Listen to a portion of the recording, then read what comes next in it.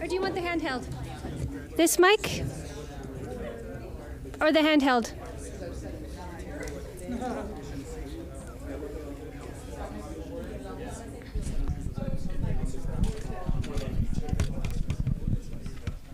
So you want a mic test for this?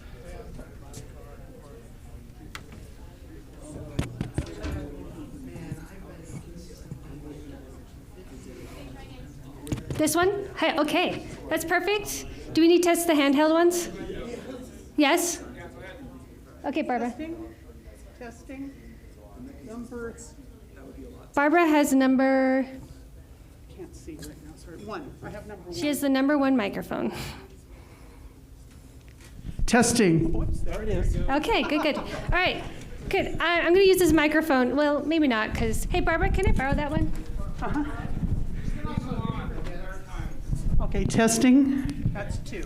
All right, and then, where is the number one? It's number 1. Okay, do you mind if I use this? Okay. Welcome. We're still missing a couple students, but we'll go ahead and get started. How's everyone feeling? Welcome. Just to let you know, the overflow room can hear the mics, so just FYI. Oh, okay. Oh. Oh, my trade secrets. Yeah, that's what we're really here about. The conspiracy theories, right?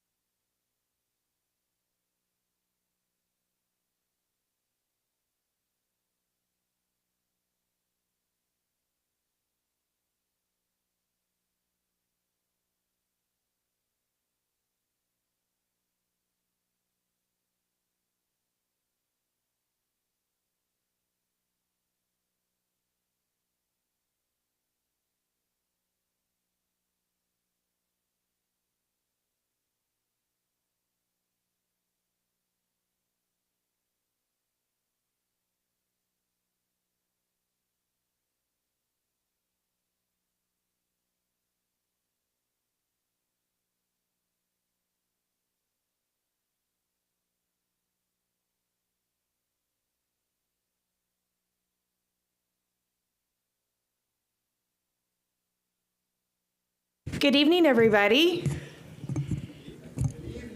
I'm going to be that person. Good evening, everybody. Are you excited to hear research from our graduate students tonight? Yes.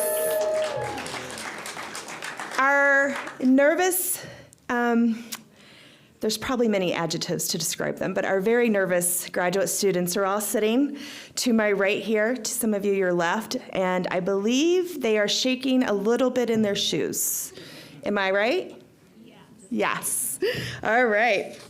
So to get us started, we'll have a few things within our program that we're not going to go through because we already have them in our program, so we're going to skip through some slides because we have over 30 students presenting tonight.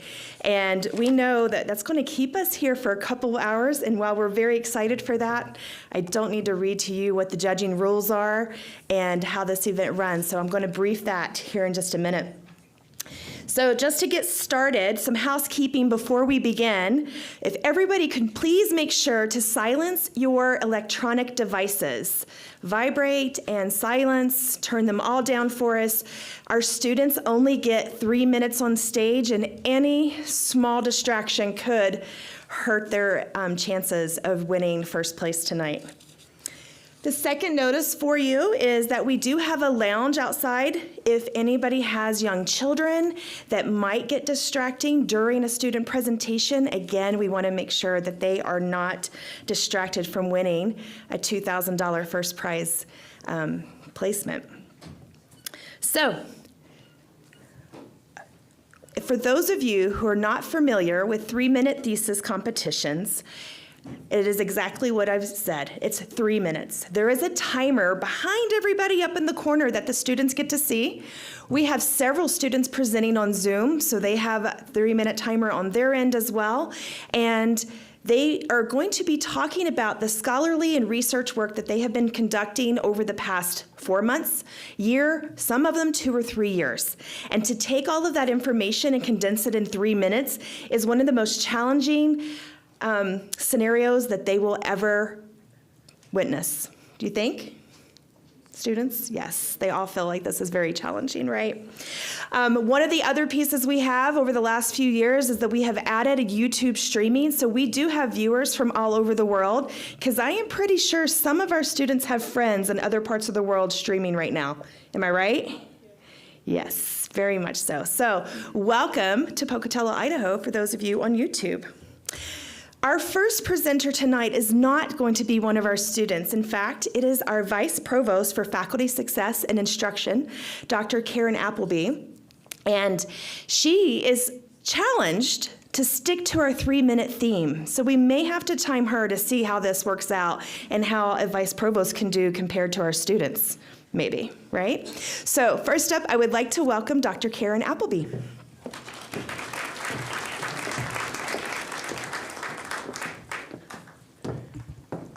Well, welcome everybody this evening, and thank you, Dean Collum. The pressure's on, so I wanted to experience exactly what you all would be experiencing tonight.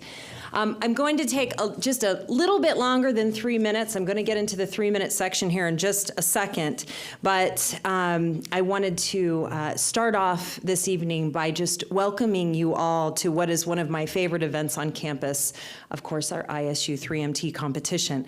A few weeks ago, when Dean Collum invited me to provide the introduction for tonight's event, I knew I wanted to talk to you all about research as a lifelong adventure in learning. And then I started thinking, well, how am I going to do this introduction? How can I make this introduction relevant, interesting, and quite short? Because no one's here to hear me talk. We're all here to hear you all talk tonight. And as my wheels were turning and spinning a little bit, all of a sudden, bingo, it came to me. I am kicking off the 3MT contest, so why not stick with the theme of the night and do a 3-minute introduction? So, hence this slide back here, and here goes nothing. When I was in 2nd grade, I read what is still today my favorite book, Ramona Quimby, age 8. The 8-year-old protagonist, Ramona, possessed an intense curiosity about the world that was sparked by her everyday interactions with her teachers, her sister Beezus, her parents, and even Picky, her very appropriately named cat. These everyday problems in Ramona's life led her on remarkable journeys and sometimes epic adventures of problem solving. In many ways, my life as a researcher, and I suspect your all's as well, has followed a similar path to Ramona's. We observe or experience a problem, we seek out more information, we try a bunch of different solutions, some sound, some maybe a little bit wacky, and we solve a problem or answer a question that sheds light on some of our greatest life mysteries. As I thought about what I would say tonight in this introduction, I reflected on the challenges I've experienced in my life that I've used a research strategy to solve. In 5th grade, for example, I got a really bad grade on a math test.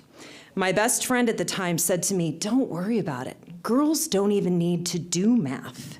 My 5th grade brain literally went haywire. Why don't girls need to do math? I like math. Is there something about math and doing math that I don't know? I went home, I talked to my parents, who, you can imagine, were equally as disturbed by this statement, and they encouraged me to think just a little bit more strategically. So while others were building and blowing up volcanoes for our 5th grade science projects, I asked girls and boys in my class to do a tough math problem to see who performed better. The result, my 5th grade self was extremely happy to report, girls absolutely do math, and guess what? They do it really, really well. Fast forward 21 years, that first research study had forged a path of unending curiosities I had about how our perceptions of gender shape our lived experiences. My dissertation research focused on social perceptions of motherhood and how these thoughts, and in some cases, hegemonic narratives, impacted elite mothering athletes' motivation to return to competition. To this day, I am intrigued about how gender bias toward women and men impact people's abilities to develop, to learn, and to thrive. I chose to share these stories with you tonight because often I think the true calling of research gets lost in the operational elements. Conducting research can seem like the thing you just need to do to get your degree, to work with a highly respected professor, or yes, even to present at ISU's esteemed 3MT competition. Of course, research can help you do all of these critical things, but more importantly, research is a life calling. A call to action to thoughtfully observe the world around you, question the things you're passionate about, find answers to problems you need or want solved. I leave you tonight with the challenge to always embody your inner Ramona Quimby, age 8, when doing research, and follow her sage advice. Don't be a slowpoke. You cannot wait. Life is so very interesting, you have to find out what happens next. So it's truly an honor to welcome everyone here tonight to our 3MT competition. I'm very, very excited to learn more about the outstanding research and scholarly activities in which you're all engaged. Good luck, have fun, never stop questioning. Thank you very much.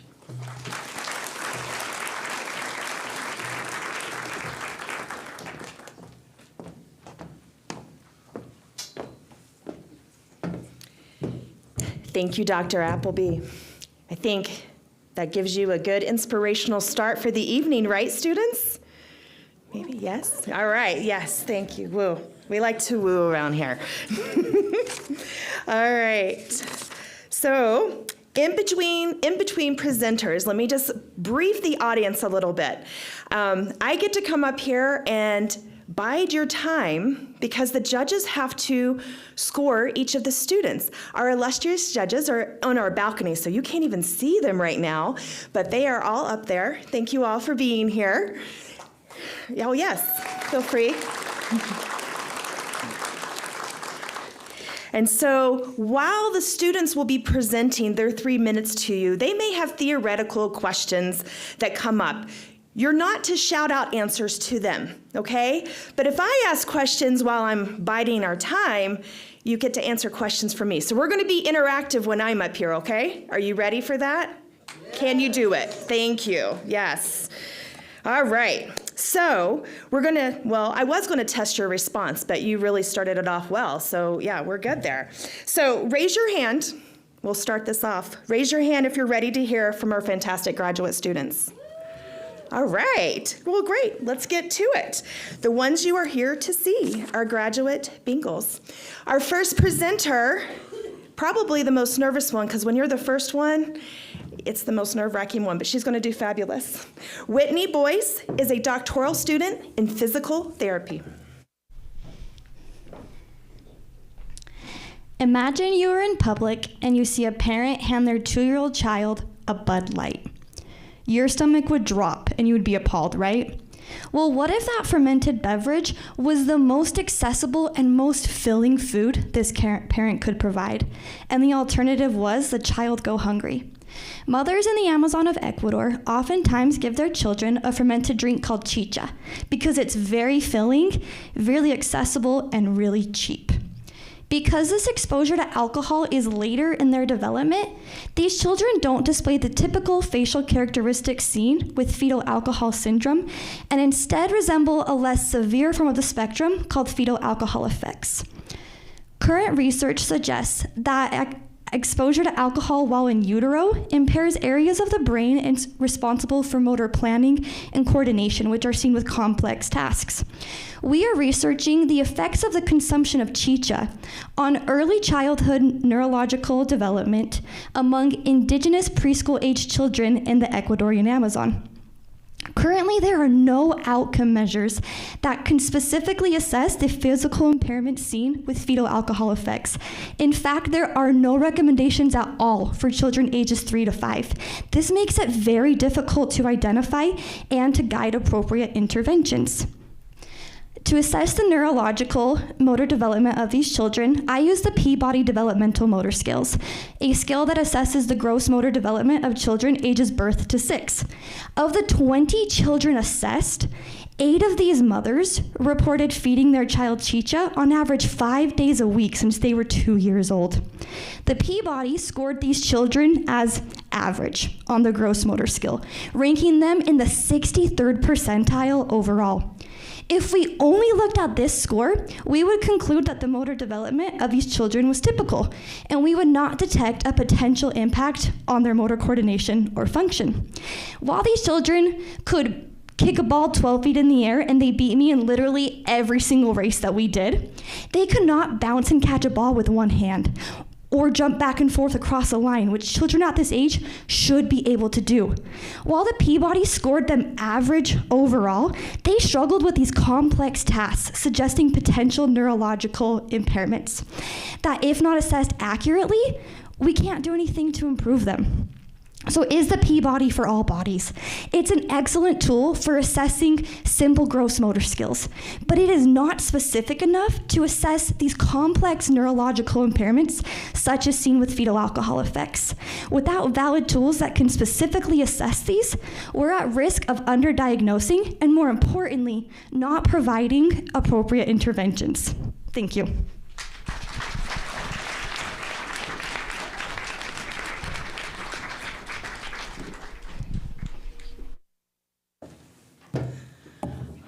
That was fabulous. Starting off well, right? Yeah. So I'm going to give you some trivia at times and sometimes some did you know items. But here's one thing you may not have known. Whitney is in the Doctor of Physical Therapy program, like I said, and 100% of our DPT students who graduated in 2021 and 22 found employment within 6 months of graduation. In addition, we have a unique graduate program which combines the Master of Science in Athletic Training with the Doctorate of Physical Therapy. And with the field of athletic training growing 21% over the next decade, the dual degree that students are getting with those two programs are really providing a fantastic career trajectory forward. So if you're interested in DPT or athletic training, you might want to check out those two areas. And Krista, I'm going to ask you up there, the light's on me and I can go, right? We practice and we rehearse, but now I'm like, what do we do with the knowledge that Tracy gained today? All right. Up next, we have Hamad Hashur, who is a doctoral student in engineering and applied science. Imagine that you are now in a market and you are scanning the RFID tag for any product, for example, some apples, and suddenly you found the price of the apple increased from, for example, $2 per pound to $10 per pound, or decreased to 5 cents per pound, or maybe you can't find any information about the product. So what will be your feeling? I think you will be more interested about the second case, right? Okay, to understand what's going on, we have to come to the first. Now, all of us are surrounded by billions of signals, and each signal maybe come from TV or mobile phone or Wi-Fi networks. And each signal can be identified by a very important parameter, which is called spectrum. The spectrum is the range of frequencies that exist inside each signal.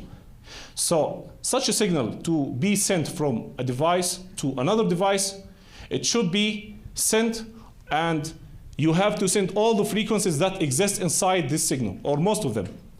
But there is a problem here. You will spend a lot of power and bandwidth in the channel. And this is a big problem.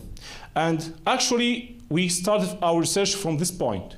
We could find a way to send just a piece of information or a piece of our spectrum to be sent over the channel. And at the receiver, we could build an algorithm to reconstruct the signal again after a certain number of iterations. But when we apply this in a real life RFID system, we could actually reconstruct the signal again of the data, text data. And there is a problem here. There is a problem that there's a hacker, he's trying to change or destroy our data. So how to overcome this? We actually found a novel technique, which came when I was reading a topic about skin grafting. Skin grafting is a surgical procedure that can be used to inject or transplant a user or any person's skin from one location to another location in his body, or actually can be from other bodies, from different person. So we used this technique to solve the problem of this hacker. We actually could inject the hacker's data spectrum, or a piece of the hacker's data spectrum, which is in black, and inject it into the empty space of our original data, which is in red here, and applied our algorithm again, and we could actually reconstruct our signal after 5 iterations. Thank you.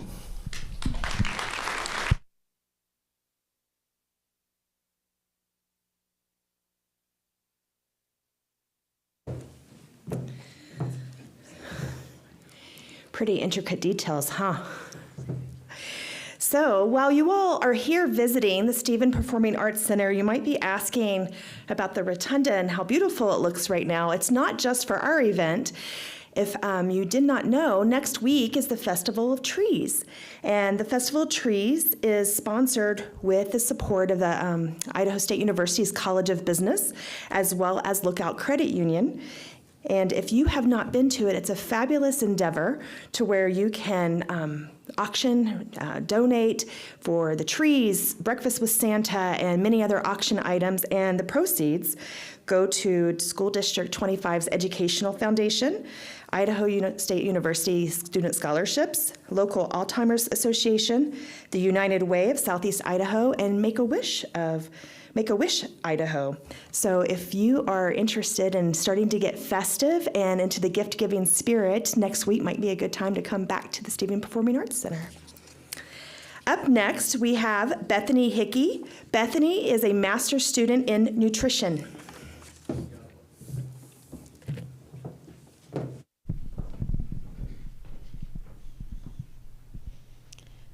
Have you ever turned over a pack of nacho cheese Doritos to read the ingredients list?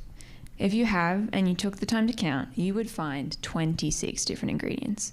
It's crazy to think it takes this many ingredients just to make a cheese-flavored corn chip.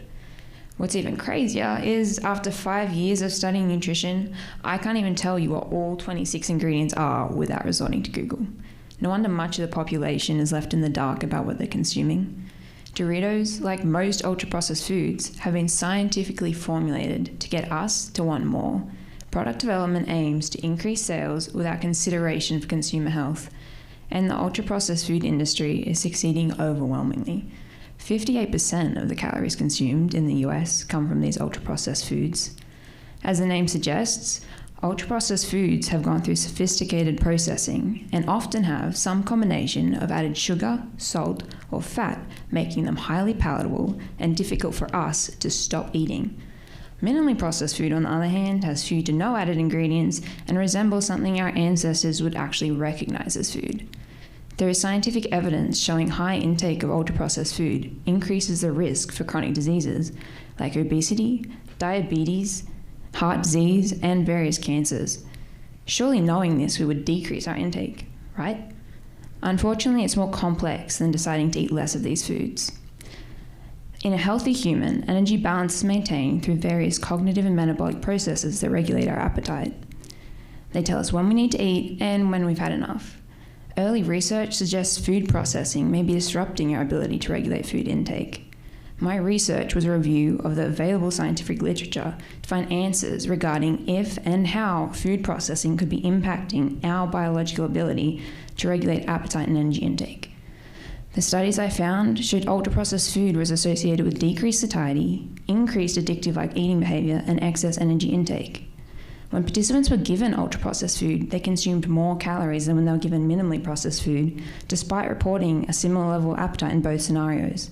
Just showing them images of foods like potato chips and ice cream increased their desire to eat. And what properties of these foods could be contributing to the disconnect between appetite and energy intake? Well, researchers proposed the greater energy density, lack of fiber, and the addictive blend of sugar, fat, and salt are partially responsible. Now, what do we do with this information? Well, building our understanding of the relationship between food processing and human eating behavior can guide food policy toward creating a healthier food environment. And as individuals, simply being aware of the power of food processing can help us all make better food choices.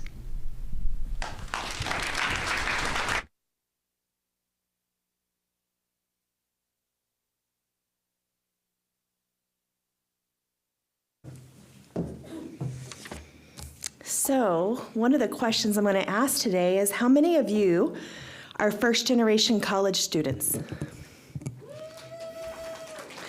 So, did you know that yesterday was First-Generation College Celebration Day?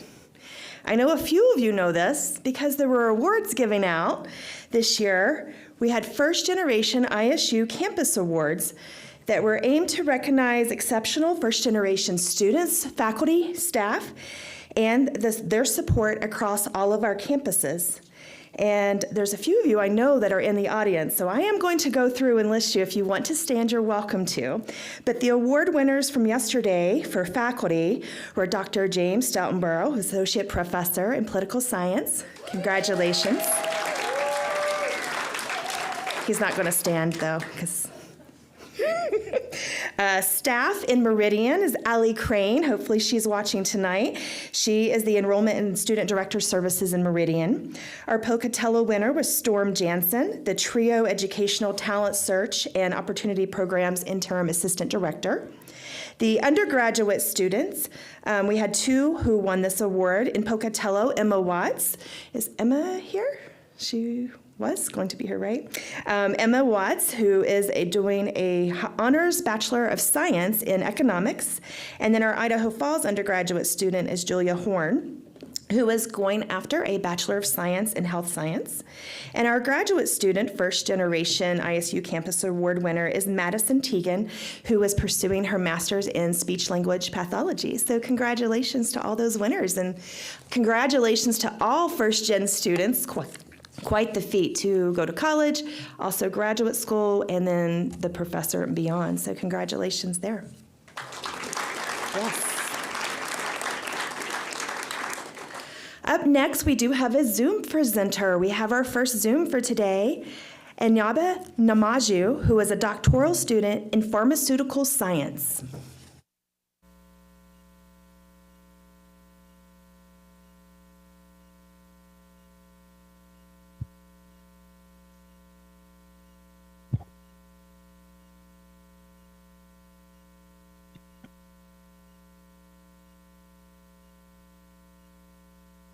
Fighting a lose. Sorry, I have to go ahead. Yeah, there was an echo. Okay. Fighting a losing battle against the flesh-eating necrotizing bacteria, group A Streptococcus, has left most of its victims faced with possible amputation and death in extreme cases.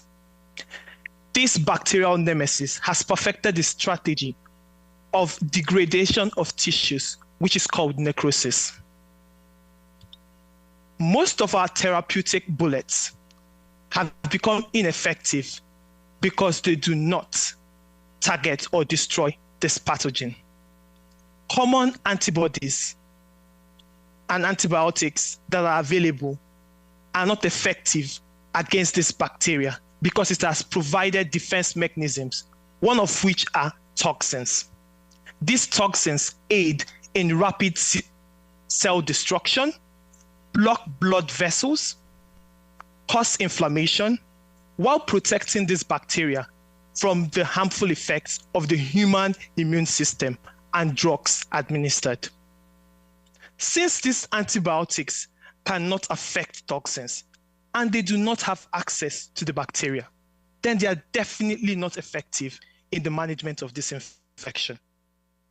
Sadly, there is no antitoxin that exists. Hence, we speculate that if we get an agent that is able to bind and neutralize these toxins, then they will be effective in the management of this necrotizing infection. Our human monoclonal antibody against one of the major toxins, streptolysin O, is a silver bullet. This agent has been shown to be effective in neutralizing its toxin. Our monoclonal antibodies are generated from the immune cells of donors who have been initially infected or previously infected by this pathogen. Our result has shown that they have very good efficacy in neutralizing these toxins, both in the lab bench and in preclinical models of these infections. Currently, we are working on optimizing these therapeutic so that they are available as treatment to help patients who present in hospital with this necrotizing and debilitating disease. When they are administered, these agents will neutralize toxins, slow down the progression of this disease, and help us to fight back against this debilitating disease, which is a flesh-eating bacteria. Thank you.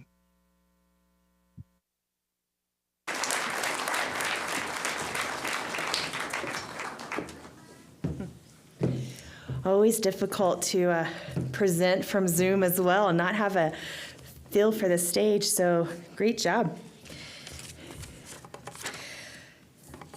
So one of the other programs I wanted to highlight today is the McNair Scholar Program. It's a federal TRIO-funded program at 151 institutions, and we are very fortunate to have our very own TRIO McNair Scholars Program here at ISU. We have several guests here from our McNair program who we are very excited to have. The McNair program is really geared for undergraduate students who are preparing to eventually go and do their doctoral degree. So having them here tonight will be able to showcase and experience what a research event is going to be like when they become graduate students. So I would like to welcome our McNair Scholars Program students, if you would stand. Thank you for being here. Nice. And then also our ISU McNair Director, Dr. James Pascali. Thank you for being here, you all.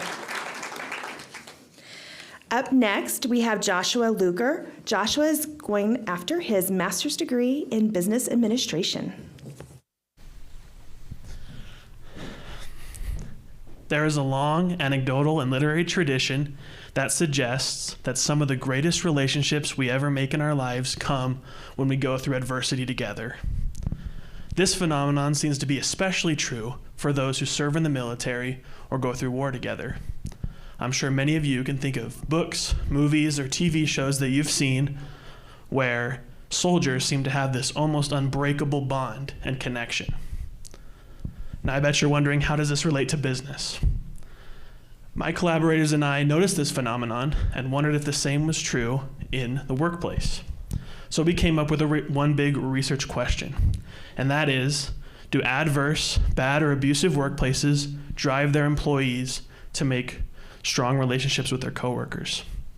Now, to test this question, we did 2 different studies. The first study consisted of taking existing data that came from the General Social Survey from the years 2004 and 2012. We picked these years in particular because these surveys asked respondents to describe their workplace and also to name their top 5 confidants. A confidant is the person in whom they trust and confide secrets with, and we use this as a benchmark to test the strength of the relationship. In looking at the data from these 2 years, we found statistically significant evidence that suggested that it is true that those who are in bad workplaces are more likely to go to their coworkers as confidants. Knowing this, we decided to do another study. This one was a qualitative interview. This study is currently ongoing, and I'm conducting interviews now in real time. Although I do have some preliminary results. It seems that so far, people are telling me that the reason they go to their coworkers when work is hard or it's bad is because their coworkers understand. It's easier to talk to your coworker about what's bad at work than your spouse because your coworker knows your boss. They know the situation and know how hard it is at work. Now, this research, I believe, is very important. And it's important because, unfortunately, there are many people out there who work in bad, abusive workplaces. Many will say, well, why don't they just quit and move on? But the fact of the matter is that either for financial, psychological, or other reasons, they feel stuck, that they cannot leave their current workplace. Our research highlights a potential silver lining, that at least these people in these bad workplaces have someone they can go to for social support. This research is important because right now workplaces are changing and moving to remote work, and we worry that maybe those who are in these bad workplaces will lose the only form of social support that they have. Thank you.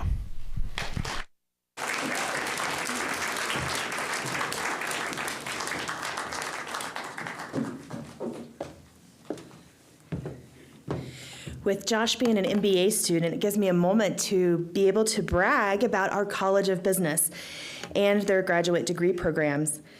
The Master of Accounting program is one of only 175 schools in the world to hold both a business and accounting accreditation from the AACSB.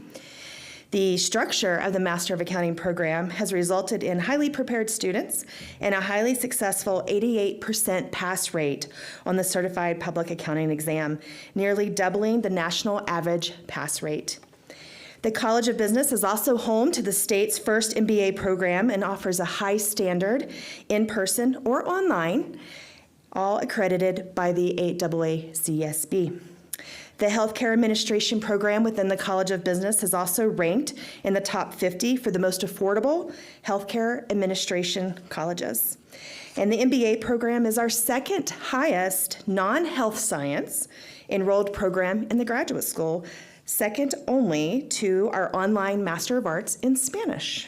So a little trivia for you. Up next, we have Kyler Sayer, who is a Master of Science student in chemistry.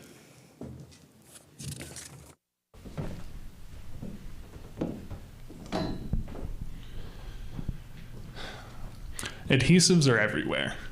We have been using glue to stick things together for tens of thousands of years.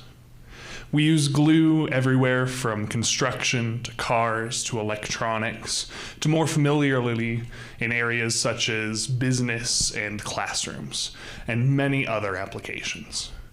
Whether we realize it or not, adhesives are a major component of our everyday lives. The problem is that most modern adhesives are petroleum products. Put another way, most of the chemicals we use to synthesize and manufacture these glues are from oil, which, due to the effort to move away from oil because of the ecological and sustainability concerns, means we need to find a different way to make glue. My research over the past several years has been focused on using garlic essential oil as a starting point for creating these new, greener alternatives. Garlic essential oil seems like a bit of a weird place to start at first, but it's actually quite ideal for a couple of reasons. First, garlic essential oil is economical and readily available. You can get garlic essential oil commercially quite cheap, and it's pretty easy to make through simple steam or hydrodistillation processes. Second, and more importantly to me, garlic essential oil is easy to work with chemically to produce potential adhesives.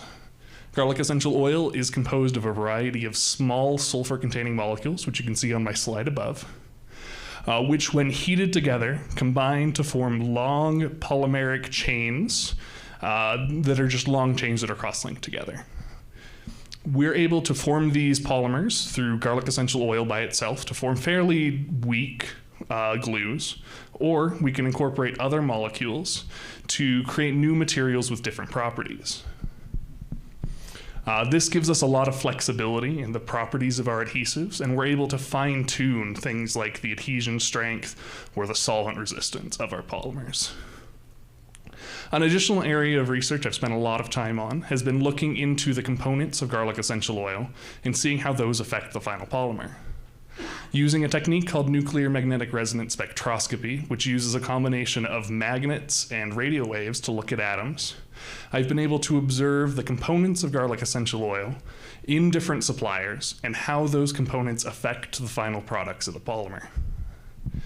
In conclusion, we hope that by getting a better basic understanding of these polymers and how we can make them and what the different effects the starting materials and the conditions have on the final glue product, that we will be able to produce an alternative to the modern synthetic petroleum-based glue. Thank you.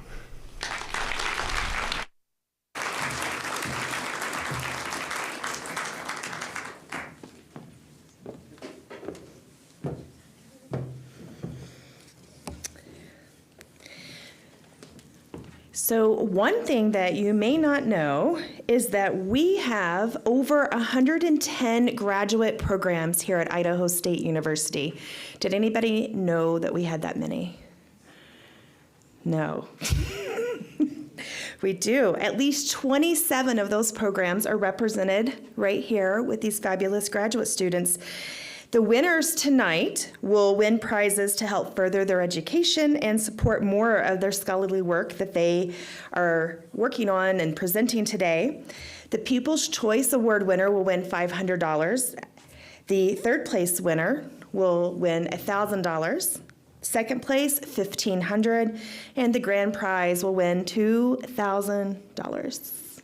Has anybody started thinking about what they would do with that money? How many of you would pay rent? Grad student life, right? Additionally, the winners from tonight will also move on. We have a state 3-minute thesis competition that we compete with University of Idaho and Boise State. I am proud to say that every year that we have hosted this competition within the state, we have had winners from ISU place in our state event, so that's pretty exciting. Our first place winner will also be invited to compete in our regional competition with our Western state competitors. So we have several more opportunities for our winners. Up next, we have Ala Elamri, who is a master's student in nutrition. Do you have a disordered eating behavior? You're probably thinking, what's that? So let me ask you, have you ever felt while you're eating, you've had enough food, but you can't stop eating?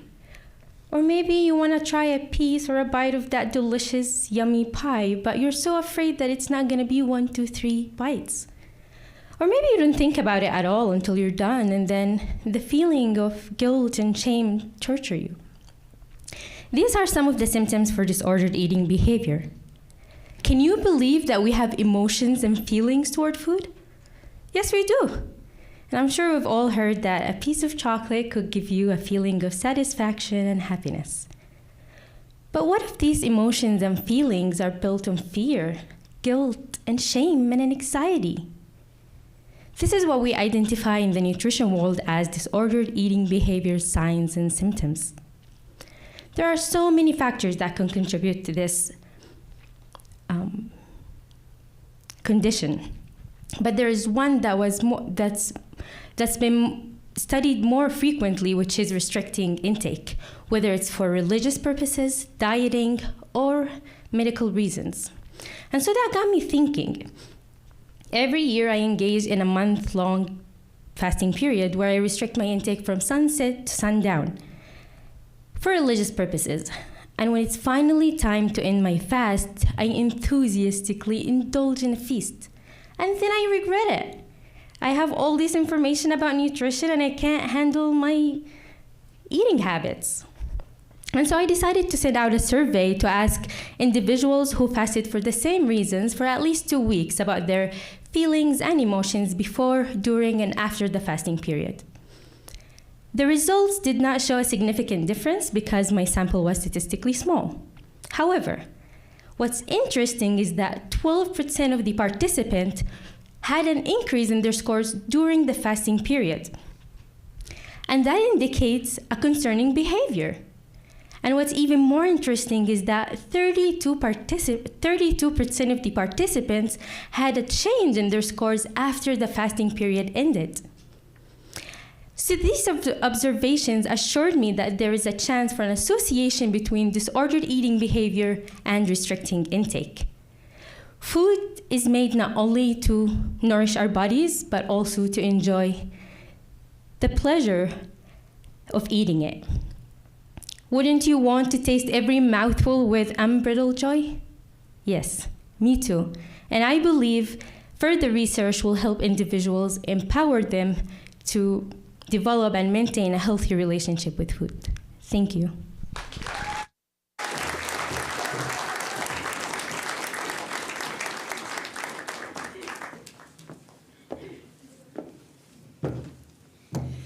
You know, the students come into our office a week before the 3-minute thesis event to get feedback and run through and practice. And Allah's was one of the ones that when we walked out, we thought, we need to think about nutrition and food and fasting. And we had so many more questions for many of them, but also with the food aspect too.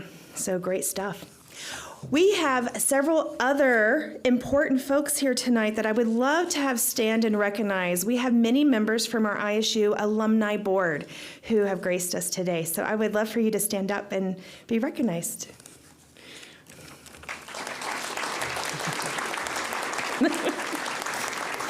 And you can wave to each other in the dark room. Reconvene afterwards. Thank you all for being here, Alumni Board members. We appreciate that. Up next, we have a Zoom presenter, Austin Young, who is pursuing a master's degree in biology. Hello, and thank you to the Graduate School for providing this wonderful opportunity. First, I would like to draw your attention to the bird in the top center.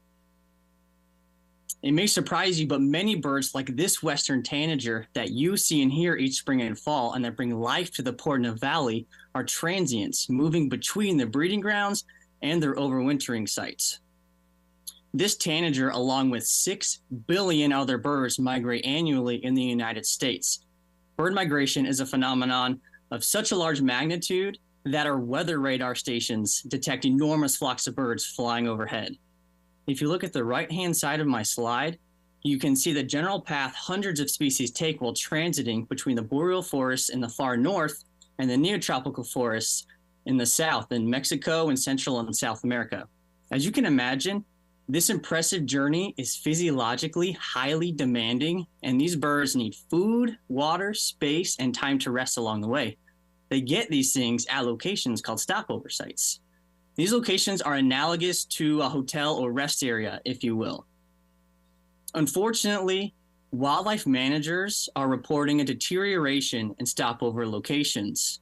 For example, the bottom two images depict an important stand of cottonwoods that are undergoing senescence due to heat and drought. Frustratingly, we really don't understand the dynamics of stopover and how migratory birds respond to change in habitat like this.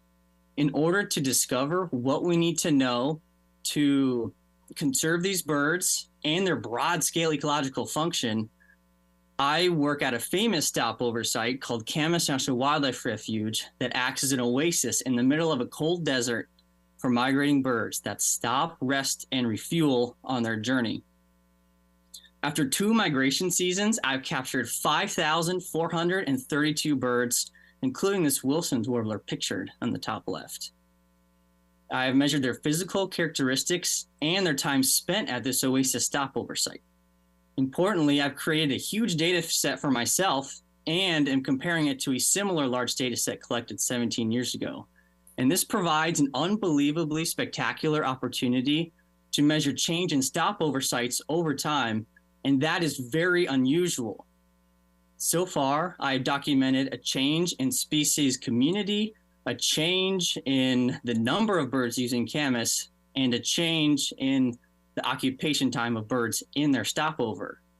And now we finally have data to understand that migration ecology is threatened and changing and what we might have to do to protect it. With that, I thank you for your time and for the Graduate School for providing this opportunity.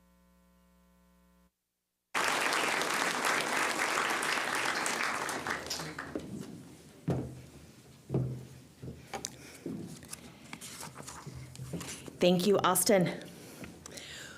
One of the things I love to share with you all is that over the last few years, the Graduate School has been hosting social events for our graduate students to get to know each other outside the classroom. And not only do they form bonds with students across other disciplines, they get to enjoy meeting many faculty and community members. Our late night events are from 7 to 9 p.m., so not too late. And they're on the first Friday of each month. And everyone is invited. So I want to tell you about our next one because it's actually going to be here on campus. Our upcoming late night is going to be at our fantastic new Alumni Center on Friday, December 1st at 7 p.m. There's going to be games, and we provide all the food, heavy appetizers, and as much low-key networking. So there's no we're not passing around things and having bingo cards to try to meet people. We're just low-key. So everybody is welcome, and we hope that you come. Up next is Jared Mitten, who is a master's student in public health.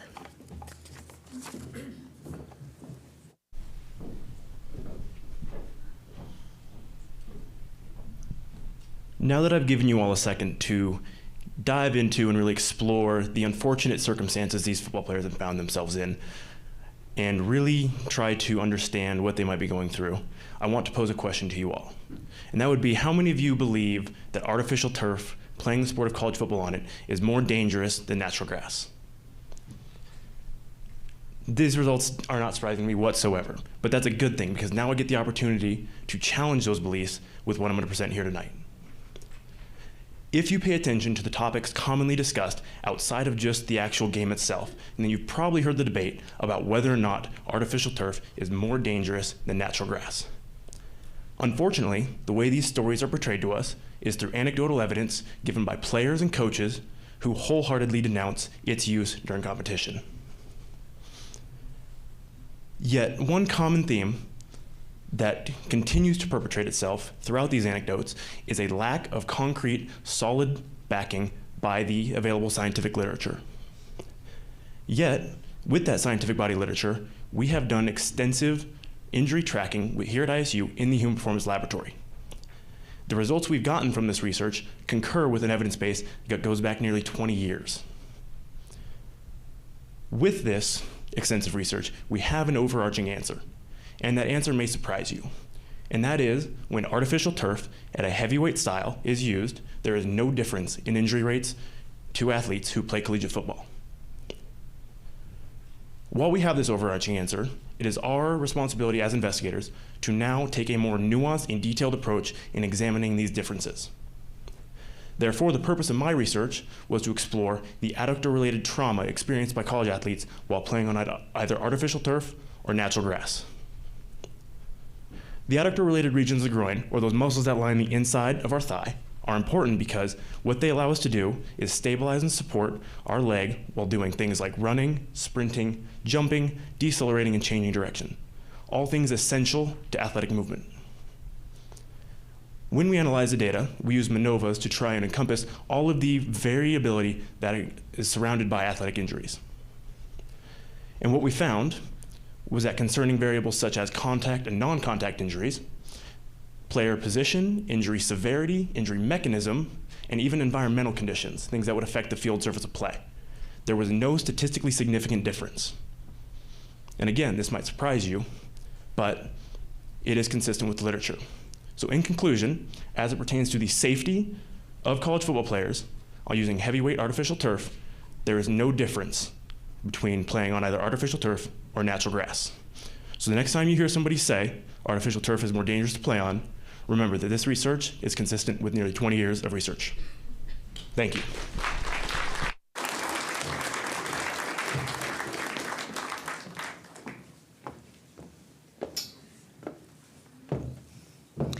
I feel like after this presentation, everybody who listens to their podcast that has this athletic argument needs to write in and say, but I heard at the 3MT at Idaho State University, there's no difference, right?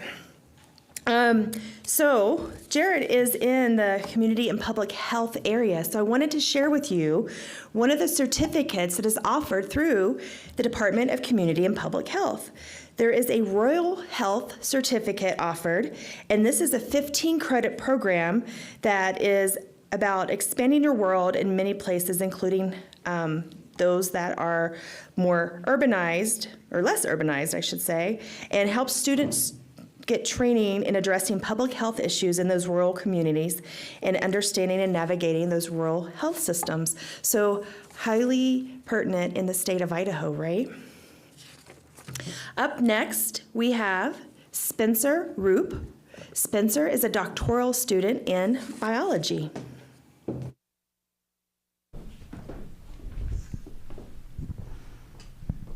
Hello, my name is Spencer Roop, and tonight I'm going to be talking to you about big sagebrush. For those of you who are unfamiliar with this shrub, you luckily have the opportunity to walk outside of this building tonight and probably see it. It's everywhere. For those of you who are familiar, I'm sure you're wondering, big sagebrush? You mean that thing that makes me sneeze every fall? Why would I care about that? Well, I'm going to tell you. Big sagebrush is a locally dominant drought-adapted shrub found throughout a variety of environments in Western North America. It is both a food and a shelter for animals such as the greater sagegrass, and it has been shown to greatly reduce fire risks in areas where it is prevalent compared to areas where that are dominated by invasive species such as cheatgrass. Therefore, conservation of this shrub is of great importance. One of the most important aspects in big sagebrush conservation is the ability for its seeds to develop into healthy adult shrubs, but this is easier said than done. Ideally, when reseeding an area with big sagebrush, you would use seeds from local populations, as they are probably most similar to what originated in an area. But when things like large-scale fires take out hundreds of acres, this proves difficult. And from this difficulty comes the question, how similar is similar enough when it comes to successful establishment of big sagebrush? Therefore, the objective of my study was to determine how big sagebrush physiology varies in order to better understand what populations would succeed in what areas. I did my study in the summer of 2019 in a common garden of big sagebrush, which is when seeds from all over the big sagebrush range are all planted in one habitat in order to eliminate the environmental factor on physiological variation. I looked at a slew of physiological measurements and determined how they varied in response to 3 genetic variables: subspecies, of which big sagebrush has 3, cytotype, which refers to the number of chromosomal pairs that an individual has, and lastly, local adaptation. Because these 3 variables have shown to alter plant physiology, I hypothesized that all 3 of these would have an impact on big sagebrush physiology. However, my results found that when they are grown in high temperatures with low water, these shrubs do not vary physiologically by any 3 of these genetic factors, therefore suggesting that big sagebrush might be more similar than previously thought. Thank you.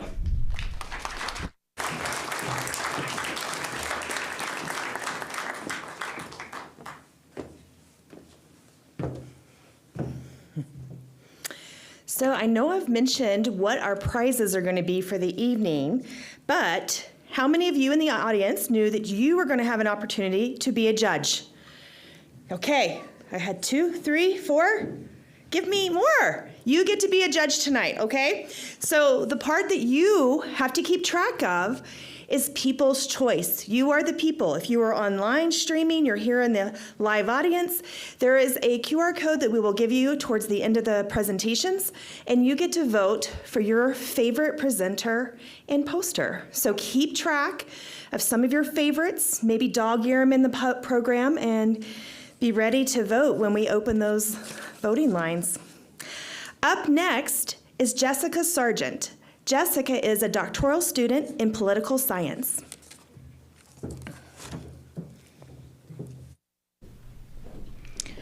Over the past 3 years, America has faced a global pandemic, increased racial tension and violence, a contested presidential election, a brief scare of murder hornets, increasing political polarization, and rising inflation, not to mention wars playing out in Israel and Ukraine.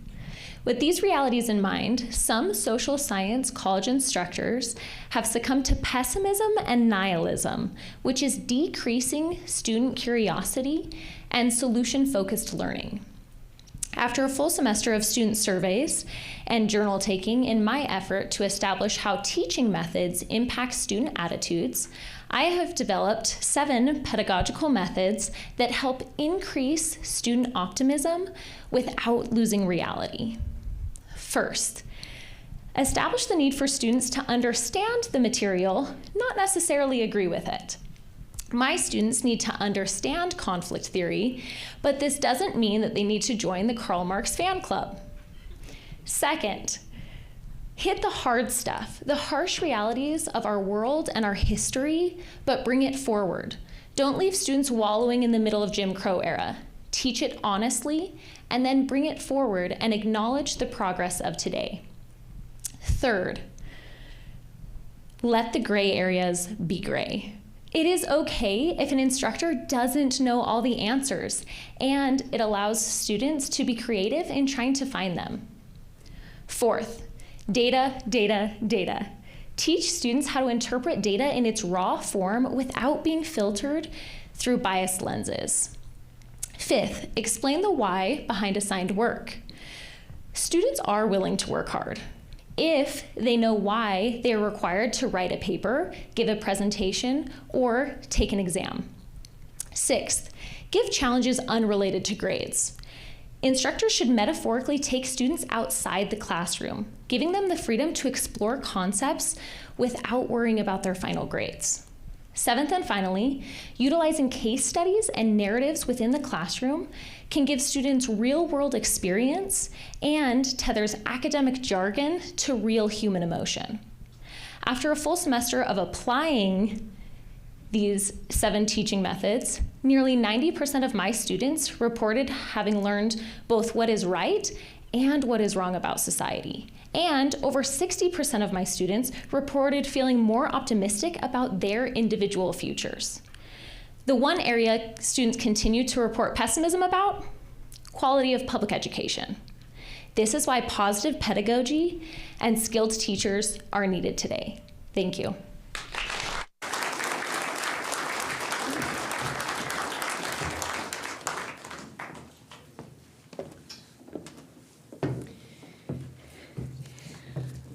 The Doctor of Arts program in political science is intended for students interested in a career teaching political science in a variety of higher education settings, ranging from community college to universities. One of the best things that I love about their program and their website is that you can see where all their graduates are placing and find out what they're doing after they receive their degree. So if you go to their website, there's a few links on there to check out what all their alumni are doing. It's really great. Up next, we have Arifa Islam Champa, who is a master's student in computer science. Imagine, one day you find that you have lost access to your bank accounts, your credit cards have maxed out, and your personal information are exposed to the world. Oh no, you got hacked. And 91% of all hacking attempts starts with a phishing email. Well, a phishing email is a cyber attack where fake emails that appear genuine are sent to trick users into revealing their information. Despite a lot of research and the advancement in detection systems, attackers still manage to slip through. So, my research uncovers why the detection systems like machine learning algorithms sometimes miss those phishing attempts. Now, a machine learning algorithm is a set of instructions that helps computer learn from examples to make decisions. And for my research, the examples are emails. We know typically an email has like a sender, a receiver, a date, a subject line, and body, which may contain some web links or maybe some attachments.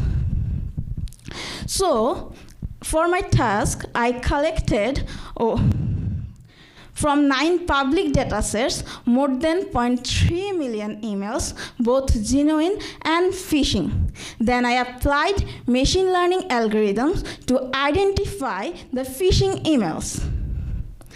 Through quantitative analysis, I found the best performing algorithm. But is this enough to combat phishing? No, because we still are getting false negatives and false positives. So I did a qualitative study and found the weaknesses, the Achilles heel of machine learning algorithms. So these findings are essential, as I'm going to incorporate those to make a model that will be way more efficient than the current ones, so that detection system will protect our privacy as well as millions of dollars that we'll lose. Thank you.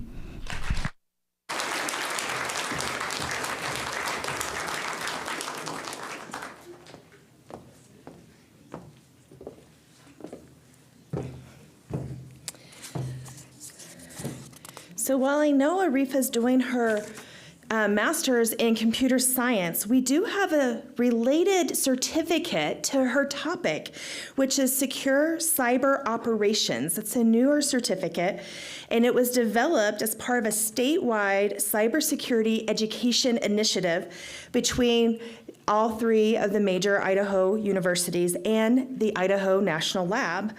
These cybersecurity certifications give students the skills to land coding and operation careers in Idaho or nationwide. So if you're kind of dabbling in some of the areas that Arifa was referring to, you might want to look into the graduate certificate to get a start on that. Up next, we have Yamna Mohammed, who is a doctoral student in engineering and applied science.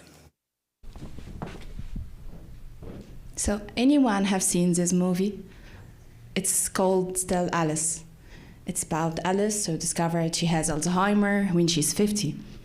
In this powerful scene, she forgot a simple thing as where her bathroom located. Devastated, right? So let us put ourselves in Alice's position and wonder, what if she knows first? What if there is a way to detect Alzheimer's sooner before it's too late? So Alzheimer is a neurodegenerative disease that causes memory loss and affect your simple daily life activity. It can affect anyone, including us. Unfortunately, this disease gets characterized by the accumulation of something called beta-amyloid plaques and tau tangles, which disturbs the brain cell communication. And you cannot get fully complete diagnosis of it until there is a sufficient amount of this deposit in your spinal fluid. And you usually get diagnosed through very intensive and expensive tests such as MRI, BT scans.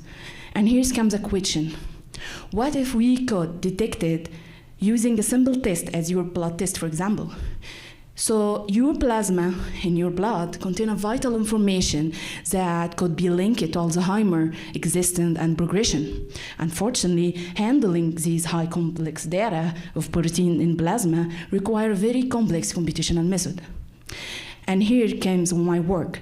I'm working in utilizing AI to analyze these blood plasma proteins to find these proteins linked to Alzheimer's existence and progression. For instance, in my work, we, after applying a very simple feature selection technique and a machine learning algorithm, that we could reduce the number of proteins in that from 149 to 74, and that help us accurately identifying different stage of Alzheimer and distinguish between them and these healthy one. That relieves the ability and potential of AI to reduce the search space of these blood proteins and identify these vital linked protein to Alzheimer, and maybe makes a way to a fully automated AI model to detect Alzheimer early, right? So I think for me, and of course for you, and that no one ever think that want he or himself or our beloved one to be like Alice here, lonely and confused. Thank you.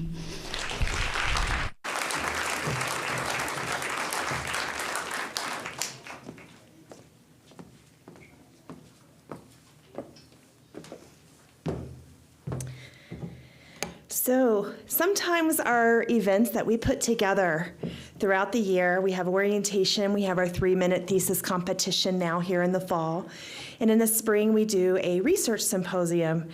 Sometimes it looks really easy, or we hope it looks easy, from the gathering, the event production, the coordination, but it takes a mountain that looks like a little molehill. So I would love to thank at this time our co-event leads who really make all the magic happen and get the staff geared up and ready to roll. Angie Calloway and Catherine Wilson, thank you so much for leading us in an outstanding event. If you see them, please say thank you.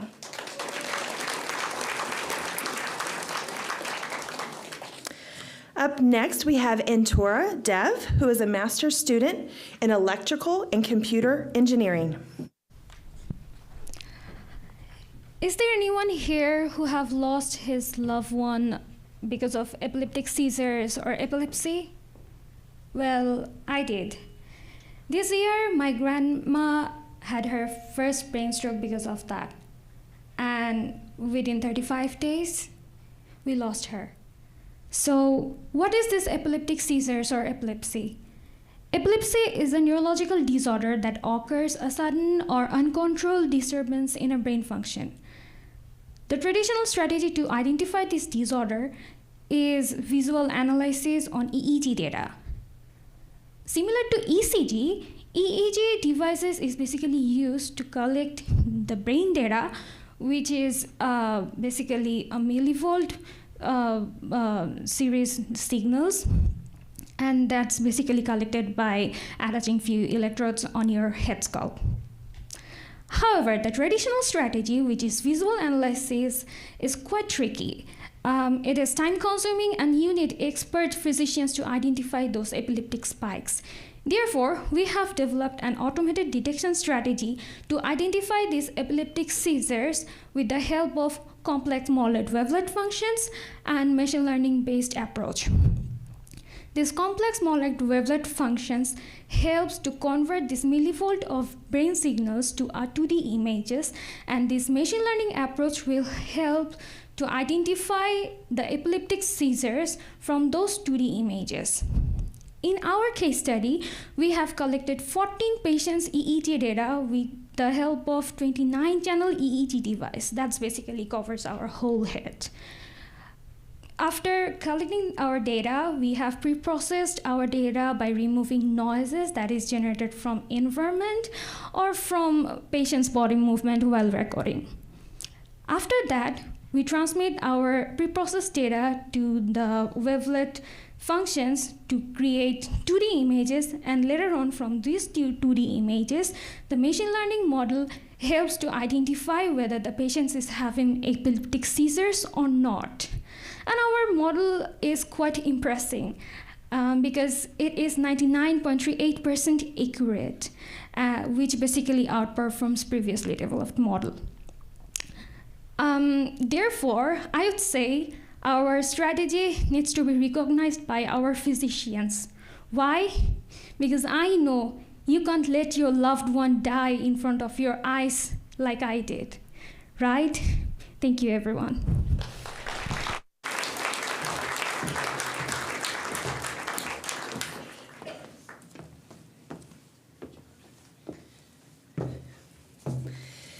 We would not be able to hold our events like the 3-minute thesis and the research symposium without students who are being mentored by fantastic faculty. So I know we have some faculty in the audience. I would love for you to stand to recognize the support you've been giving your students. Faculty.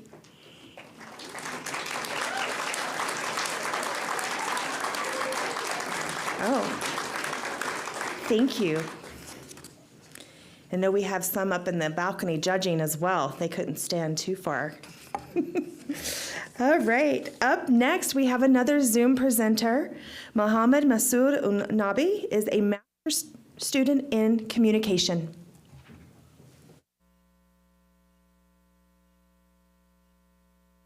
Journalists face more challenges than you may think. In our study, we have uncovered some serious issues that were unknown in this region before. Journalism is very important for democracy, and that's why it is important to know how journalists function in a society. What are the challenges they face? In recent times, journalists in the US have faced a lot of challenges, both online and offline. We conducted this study to examine the online and offline challenges faced by journalists in the 4 intermountain states of the US. These 4 states are Idaho, Utah, Wyoming, and Montana. This research is important because not a lot of research has been done about this topic in this part of the world, and we are the first to build this study. So we didn't have a lot of data, and we are generating some useful data from this research for this region. To collect the data, we sent emails to the journalists of 9 newspapers in Idaho, 8 in Utah and Wyoming, and 10 in Montana. Out of 213 journalists whom we emailed, 101 responded to the survey, and the response rate is 47%. Out of the 101 respondents, 41% are male, 58% are female, and 1% have identified as others. Among the respondents, 67% of the journalists mentioned that they find social media a negative space. X, formerly known as Twitter, came up as the platform where journalists face the most criticism and abuse about their work. 68% of the journalists mentioned that the negative comments on social media platforms affect their mental health, and 14% of the journalists consider quitting the profession because of online abuse. When we look at the data, the number of online harassment and journalists wanting to quit their profession is higher than offline criticism and harassment. Now, sometimes people think this criticism, negative and abusive comments only happen on social media and have no other consequences or effects. Those people who are commenting are hardly going to come face to face. Now, that's a wrong notion, especially in the smaller cities. Because in smaller cities, as one journalist mentioned, as a resident of a small town, I am well aware of the effect that can occur when it comes to criticism. Those people can come and show up at the door because in a small city, almost everyone gets to know each other. They can come directly to my home. In big cities, you don't have this problem, but in smaller towns, you do. To conclude, that's not all done for this research. The next stage of this research will include in-depth interviews with 15 to 20 journalists from these 4 states to learn more about this issue in depth. Thank you all for listening.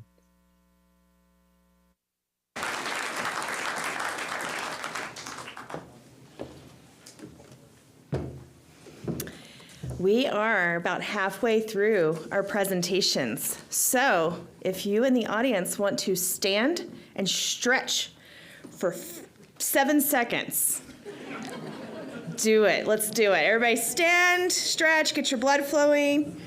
People from the overflow room might be running in to catch seats because they didn't want to interrupt, and that's perfectly fine too.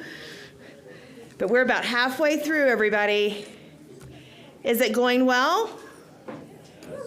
You learning? You learning a lot? Anybody taking notes to enroll in a graduate degree to do the exact same projects? All right. Have a seat. We're gonna go back to our next presenter. Can dim those lights, Joe? Up next, we have James Wardell, who is a doctoral student in political science.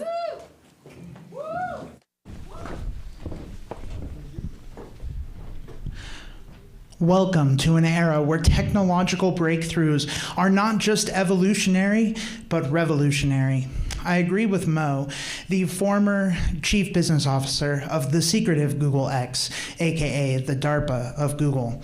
The pace of advancements in the area of generative artificial intelligence, or Gen AI, promises to reshape every aspect of our existence.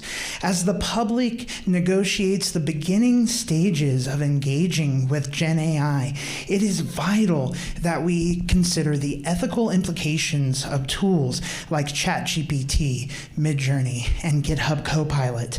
These tools possess the remarkable ability to generate content, images, and even coding with simple natural language prompts. In my own life, I've used Gen AI to exponentially increase my productivity in my marketing job. I also use it to consume more information, allowing me to connect with topics and research that I otherwise would not have the time or mental bandwidth for. I wonder how many of you have used these tools in your work, in your schooling, in your research, or just in your everyday life.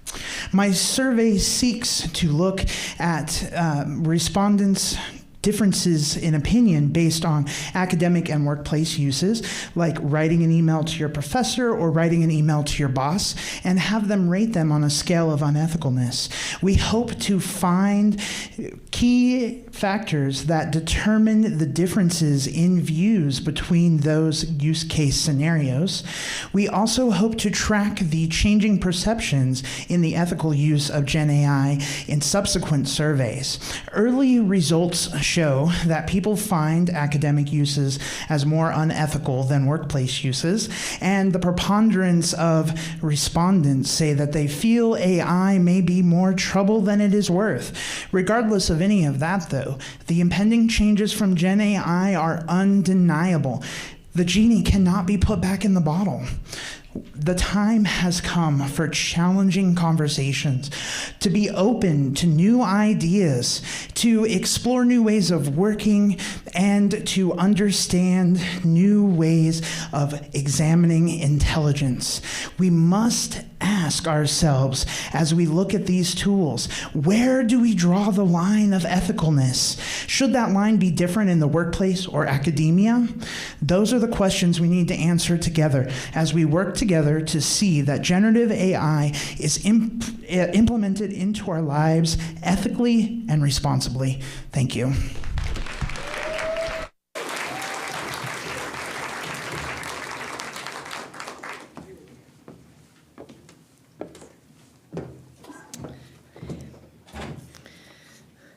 So to go off topic a little bit, because there's no segue for me on this topic, we have a certificate in medical anthropology that some of you may be interested in. It's a path of study for individuals that have a passion for both health and social sciences. Students can pursue an understanding not just about health and illness, but also how they are influenced by cultural, historical, and political forces. So if you're interested, talk to one of the staff members after the event. Our next student is Jordan Oman, who is a doctoral student in pharmaceutical science.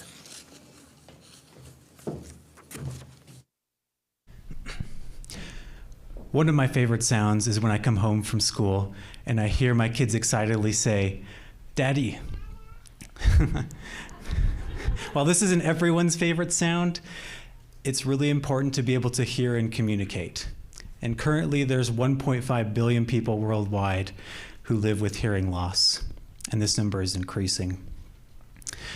Active veterans, school teachers, and construction workers are examples of people in the workforce who are at risk of developing hearing loss.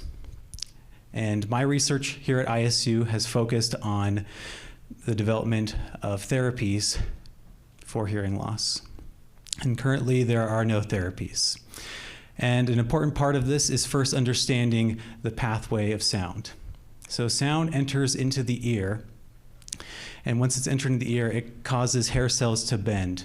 And this bending leads to signals being sent to the brain, where the brain is then able to translate that into the sound that we perceive. Additionally, the brain has a feedback mechanism if sounds are too loud to be able to protect the ear from loud sounds through a feedback mechanism. This feedback mechanism is very important and has been the study of my research.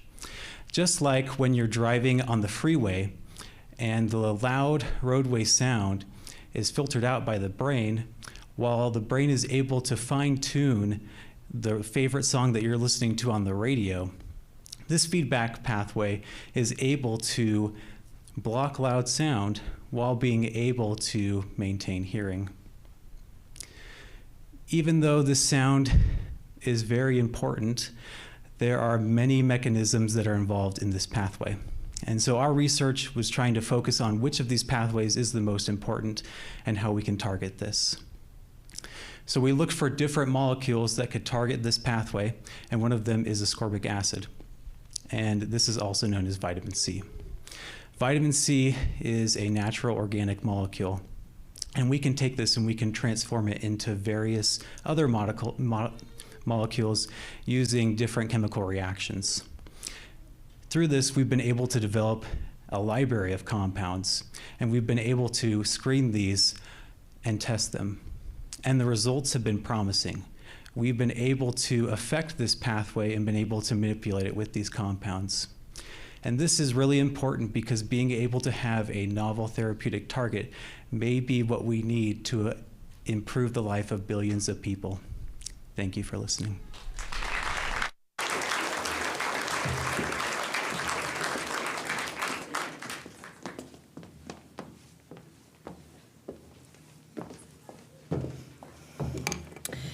So to segue, another certificate that we offer in the graduate school is Listening and Spoken Language Specialization.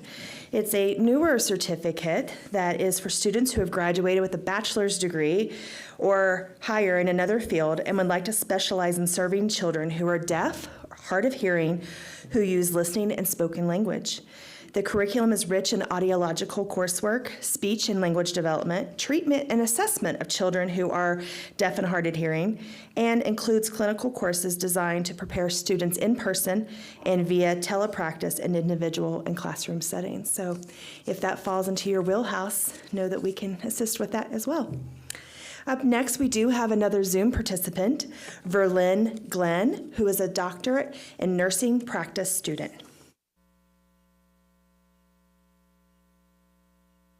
Hello, everyone. If you were offered 1 year of paid training when starting a new job, would you do it? I think a lot of us would. What if the pay was not very good, or it would require you to move across the country? What if the training wasn't a good match for your skills and interests? Would any of these barriers cause you to change your mind? Barriers like these are what my research is focused on.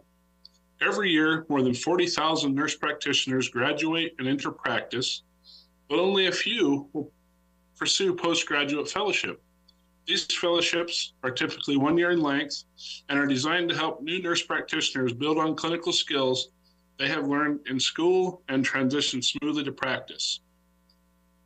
These fellowships are not required, and for various reasons, many nurse practitioners choose to enter practice without completing one. During my review of the literature related to this topic, I found that there were studies focused on whether new providers felt prepared for their roles. There has also been some research done on the benefits of completing postgraduate fellowships, but I couldn't find any studies that asked nurse practitioners themselves why they chose not to complete fellowships.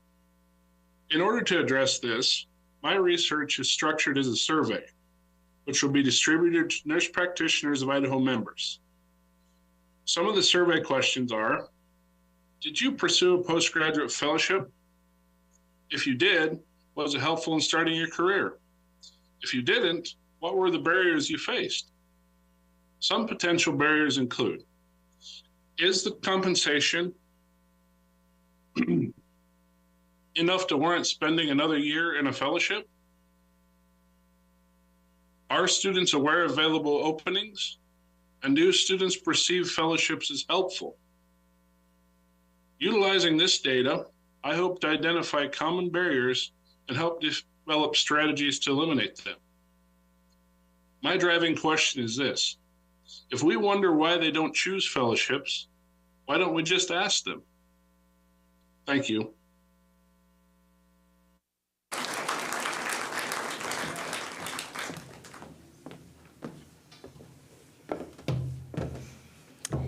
We would love to wish Verlyn and his classmates happy National Nurse Practitioner Week, which is coming up next week.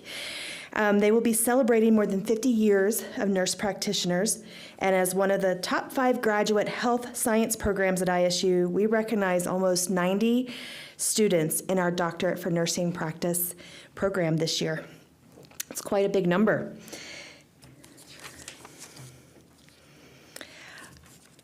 Up next, we have Sudeep Bhattarati, who is a doctoral student in applied physics.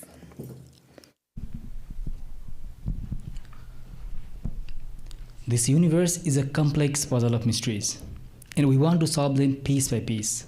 One of the pieces is to understand how super tiny particles interact. When I say super tiny particles, they are so small that at this very moment, thousands of them are passing right through your body, but you cannot feel them and see them. One of such tiny particles is an electron that makes up everything around us, like your body, the chair you're sitting, and the air we breathe. In the field of particle physics, we know that when two tiny particles interact, they exchange something, like people exchange their business card. The specific interaction I'd like to talk today is the electron-electron weak interaction. And we know that they exchange a new particle called G particle during the interaction. Now the question is, do they exchange only G particle, or there is anything other than that? We don't understand it. To understand and answer this question, the experiment named Muller is scheduled to run in Jefferson Lab, Virginia. The experimental layout is shown in bottom half of the slide. In the experiment, we have a beam electron that has the speed close to the speed of light. It hits the electron at target, which is at rest. Those two electrons interact and exchange whatever they want to exchange and get scattered. Those scattered electrons are brought to the detector system using powerful magnets. Those detector system acts as an eye to see the interaction. How it works is it gives us the electrical signal that carries the information about the interaction and the exchange particle. Now, in this experiment, there are in total 400 individual detector modules. And for this experiment, being a part of this collaboration of almost 40 universities, we're building 28 of them here in the campus. We call them SourMax detector. So I feel proud to say that this detector is so unique that we're building this detector for the first time in the history of particle physics right here at the Pocatello campus. Now, why do we care about this interaction? What is the point of building this detector?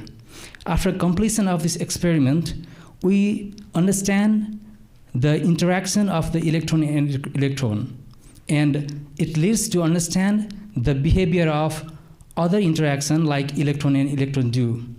And eventually, we get closer and closer to understand the behavior of the electron, get a new particle, get a new physics, and it leads to understanding of the universe better than before. Thank you.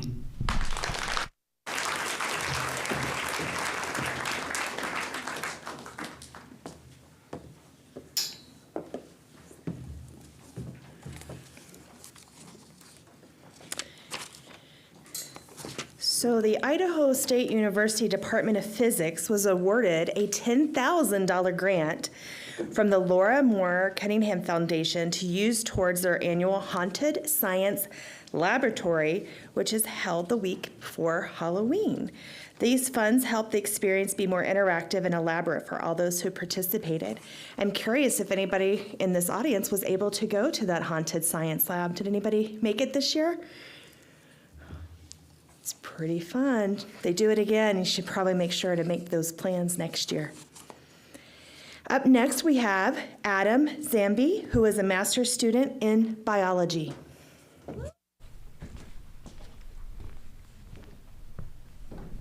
If you were to look at the 3 trout streams pictured here, do you think they could all support viable fish populations? Or, based on the size of these streams alone, do you think any one of these populations is more likely to crash than the others? Well, this is more than just a conservation question. This is also a question of fish health. So, a fish species native to Western North America is the red band trout. And historically, in the Snake River watershed, this species occupied large connected portions of habitat in main river waterways. Unfortunately, due to habitat loss as well as fragmentation, this fish species has been eliminated from many of these main river habitats and now really just hangs on in these small, isolated ruminant habitat patches. And so a problem with these small populations is you'd expect they've had lower genetic diversity. There's fewer individuals, so they're more likely to be affected by genetic drift, inbreeding depression, or bottlenecks. And so this means these populations might be more likely to go extinct. And so my research seeks to answer the question, how small does this trout stream really have to get before we might worry that it's going to be prone to going extinct? And so to answer this question, I've conducted a field study in 30 streams across the Snake River watershed that range from extremely tiny. If you look on the left here in the slide, that's the middle fork of Deer Creek in the Salmon Falls watershed. And if you look really carefully, you can see a tumbleweed takes up the whole wetted width. And so other streams in my study area, there's more intermediate sized ones. And if you go to the far right, these are larger streams. That's the Jarbidge River, a really nice piece of trout habitat. And so in all these streams, I've measured how much habitat fish have in the form of how much water is there. So this has been done from base flow measurements, as well as measurements of wetted width at seasonal minimums. And to pair with these measurements, I have genetic diversity data. And so this has come from all my 30 populations. I've sampled 30 fish and took a little fin clip from those fish. I brought those fin clips back to the lab, done DNA extraction, and then genetic sequencing. And so I have this genetic diversity data, I've paired with habitat data, and what I've found is that when we're looking at more of these intermediate sized streams compared to these larger streams, there's no real difference in genetic diversity. It's about the same. But things get really interesting when we compare these medium and intermediate sized streams to the small streams. And we see genetic diversity completely go off a cliff. It totally collapses. And so this implies there's a threshold, and in fact, trout streams can get too small to support genetically diverse populations. And so I can quantify where this sort of drop-off happens. That information is really key, because if we know when trout might lose genetic diversity, how much stream remains, we can give that info to conservation associations like fish and game departments. And we can say, we need to protect this much stream to make sure that we can protect the trout populations. And hopefully, using this kind of information, we can have fish swimming in our waters for generations upon generations into the future. Thank you, guys.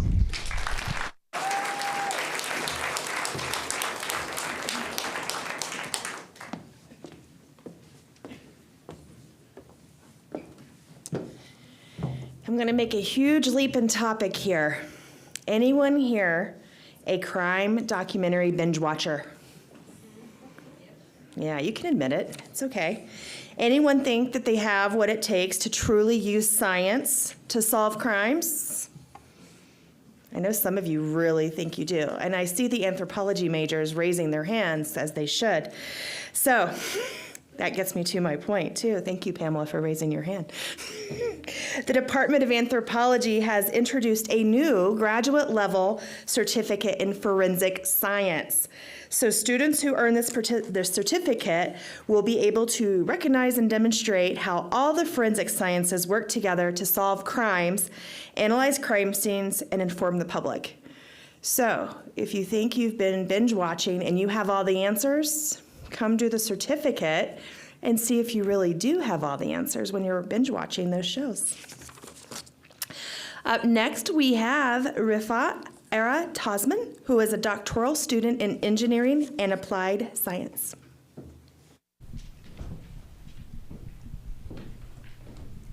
Why do we play video games? For fun, right? But what if I tell you there are some video games that can be used not for fun, but for other things? These type of video games are called serious games, and the primary goal of this game is not just entertainment. For my research, I am trying to find out if it is possible to use video games as a tool of psychological treatment.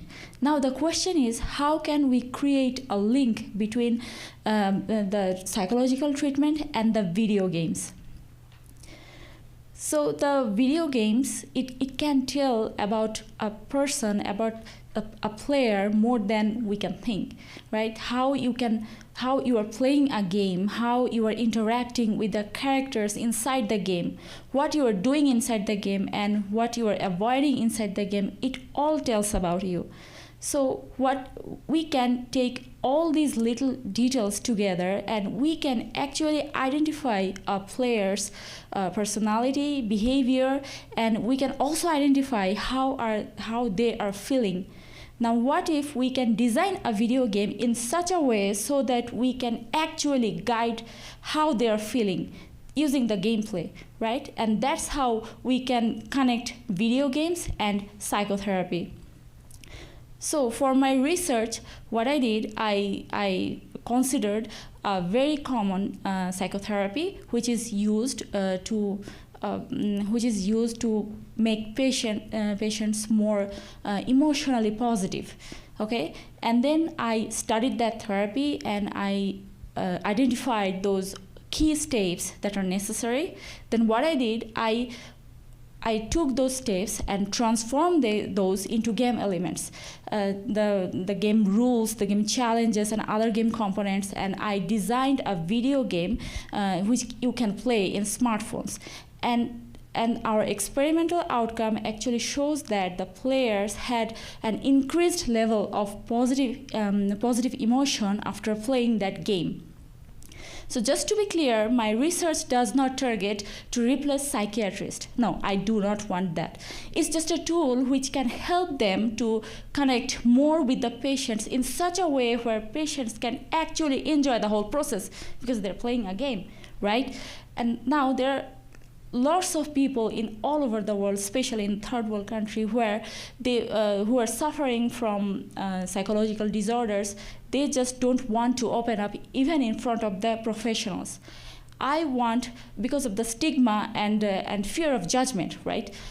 I want my research to help them to overcome that fear in a virtual world. Thank you.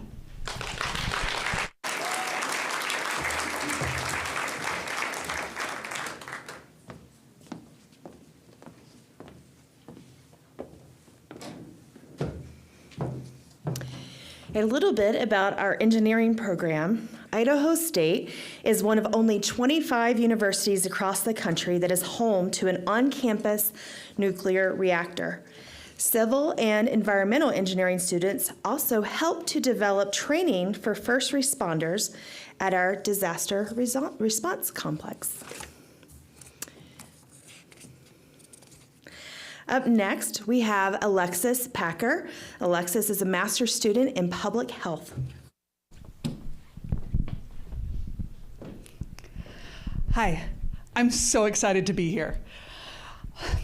My biggest concern when getting ready for tonight was what on earth was I going to wear? Now, I can't be the only one of my colleagues who has at least 2 outfits on the floor because they just weren't cutting it before coming. But to me, it feels a little ironic because I'm studying body image. Body image is defined as the way we feel within our bodies, the way we perceive others viewing our bodies, and the way we view ourselves. My study focuses on how religiosity and spirituality can help us to protect against a negative body image and to cultivate a positive body image. We're studying members of the Church of Jesus Christ of Latter-day Saints on ISU's campus and looking at how their engagement in spiritual activity, religious practice, and social media changes the way they feel about their bodies. As we look at body image, one of the most beneficial factors we see is gratitude. When an individual practices gratitude, they're able to feel better about what their body can do rather than how their body looks. We also see that another important factor in body image is the practice of self-compassion. When an individual practices self-compassion, they're able to let their body ebb and flow as needed while still feeling grateful that they have a body. As we look at religion, we see that individuals who have a secure attachment to God or who believe that God is loving and involved in their lives have a better body image. Whereas individuals who believe that God is vengeful or indifferent have a worse body image, and both of these were compared to individuals who had no relationship with God. We also see that engaging in social media can be incredibly harmful to body image. Social media tends to help grow a sense of normalized discontent. This is the belief that disliking one's body is normal, when it should in fact be abnormal. As we look and study, I want you to ask yourself, how does body image affect me?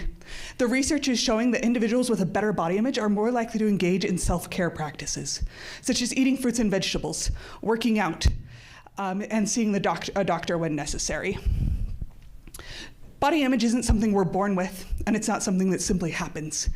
It greatly depends on what we engage with. So, as you go about your day, ask yourself, what are you engaging with?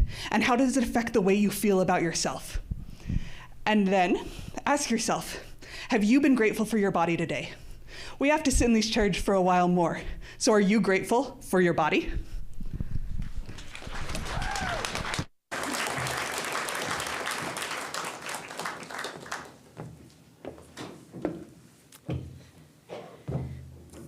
So Lexi is a student, like I said, in the Masters of Public Health program. And in public health, we have a second certificate that they hold, which is the Certificate in Public Health. It is an 18-credit program designed to provide a more focused core understanding of biostatistics, epidemiology, social and behavioral sciences, health services administration, and environmental health services. Next, we have Darren Lesring. Darren is a master's student in Homeland Security and Emergency Management. I love living in southeast Idaho. A lot of big game out there. Elk, deer, and gray rhinos. Gray rhinos is a metaphor for a disaster event. Highly probable, high-impact event that we can all see coming, but somehow we don't prepare for it the way we should. Idaho has about 500 dams. 20 of those are high-hazard dams right here in southeast Idaho. They're not the huge ones. They're kind of small, but they'll still pack a punch. They're owned by irrigation dams. They're up in the hills. They're usually quiet, but sometimes they're not. Like earlier this year, we had a massive snowpack. 3 of our dams started causing problems, one more than the other. So we called together a local emergency manager, the state agencies and federal agencies, and we helped out the dam owners. That dam owner knew everything he needed to know about operating his dam and fixing the dam, but he didn't know a lot about emergency preparedness. Through good collaboration, we got the work done. That's my action photo up there. But I realized that was the first time we'd met the dam owner. And as an emergency management professional, I realized we were missing a few other things too. So I wanted to look into that. Idaho Department of Water Resources is in charge of dam safety. They get a national score every year. The good scores you see up there, those are dam safety principles. They're really good at that. The red scores, they're emergency preparedness activities. There's some room for improvement. Those are the things I saw missing while I was standing out there taking that picture. So I wanted to take a look at that. Emergency action plans that the dam owners have to put together, they're based on an old template. They only meet 43% of the requirements of the new template. The emergency preparedness activities, we only have 19% of those on state law. Now, not everything has to be a law, but we can improve that through some different policies and everything. Ultimately, I think we need to build some relationships. Next time I take a picture like that, I want it to be a reunion of friends that have talked about the problems and know what we're going to do. I want to update the EAP plans, use that new template. We have to do some training. The dam owners have already agreed that that's a great idea. Finally, we need to do a public awareness campaign. State agencies with local emergency managers and the dam owners can do a social media campaign and build that public awareness for dam safety. We can build that into the National Dam Safety Awareness Day on May 31st. So I think we've got some good stuff here that can provide some good tangible improvements to those scores and ultimately increase public safety for Southeast Idaho. And I hope that the next time you're out there driving in the hills, think about gray rhinos and think about your own personal preparedness. Thank you.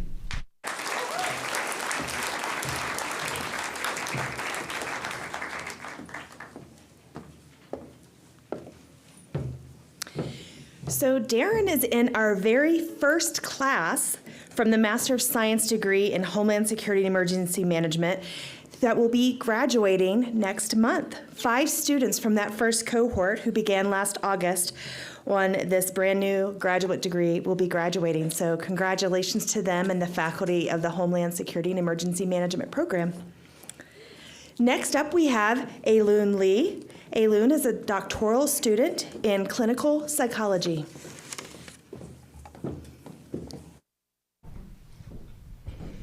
Hi, everyone.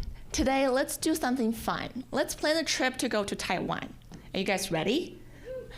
Wait a little bit. We need to learn some Mandarin, right? We need to communicate. So here, I included a picture. So this is actually 2 characters. In English is teacher. So we pronounce in Mandarin as 老师. Okay, now you are prepared. Let's jump on the airplane and go to Taiwan with me, okay? Okay, so what are the things cross your mind when we talk about Taiwan? For me, it's actually food. But I can name all my favorite food tonight. But today, I'm going to talk about something different because I'm a clinical psychology major. So my mind is wondering how Taiwanese population, their view towards psychotherapy. Because research have shown that they are really reserved. They don't really want to talk about psychotherapy, even though some of the counseling services are free for them. So let's be more specific. How about K-12 teachers? That's why we are learning these 2 words. So research have shown that K-12 teachers actually is a really high stress occupation. So they are prone to have a higher chance to develop mental disorders. And also suicidal rates in Taiwan are pretty high. That's why we think it's really important for us to know about K-12 teachers' view and their attitude, preference towards psychotherapy in order for us to actually better help them. So we conduct this study. We recruit 128 participants. They're all K-12 teachers in Taiwan. Most of them are females. So we conduct our study online through our emails. So basically we ask them to fill out 2 questionnaires. The first one is their intention to seek psychotherapy based on different referral sources. And the second one is their attitude and preference towards various psychotherapy resources. So here's our result. So you can see K-12 teachers actually, they rated their intimate partner and their friends highest compared with other referral sources, which means they're more likely to seek psychotherapy help if they were referred by their intimate partners and friend. The second one is you can see with all these various psychotherapy resources, they rated individual psychotherapy and mental health written material the highest, which means these 2 methods are which one they actually preferred. So how do we move on with this information? In the future, we probably wanted to invite their intimate partners and their friend to talk to them when we actually wanted to promote intention to seek psychotherapy among K-12 teachers population. We also wanted to have more openings for individual psychotherapies, more handout for them, like ready for them to take back home to read for it. Lastly, we wanted to have a safe environment for them to talk about it. I hope you enjoy with my 3-minute trip. Thank you.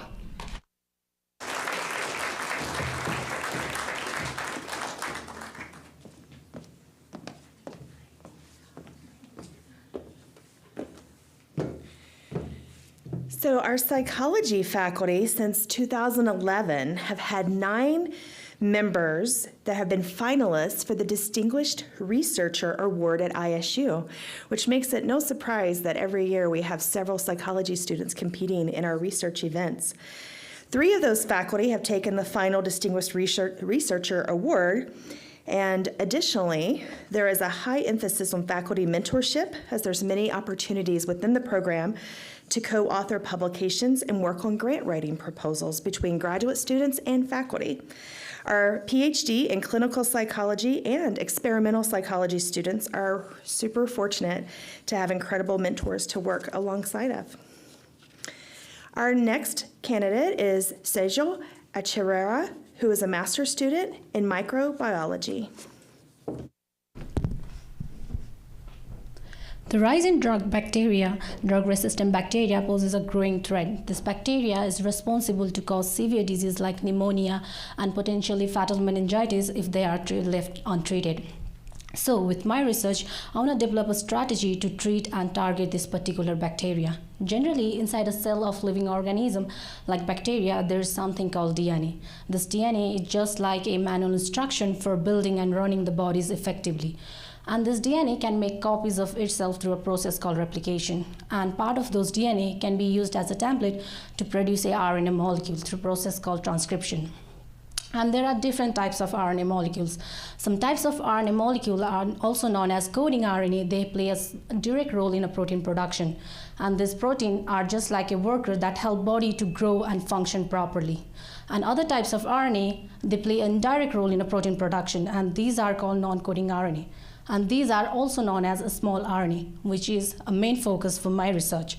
Some interesting point about small RNA is that this small RNA binds with messenger RNA, which is one of the coding RNA molecule, and help in a protein production.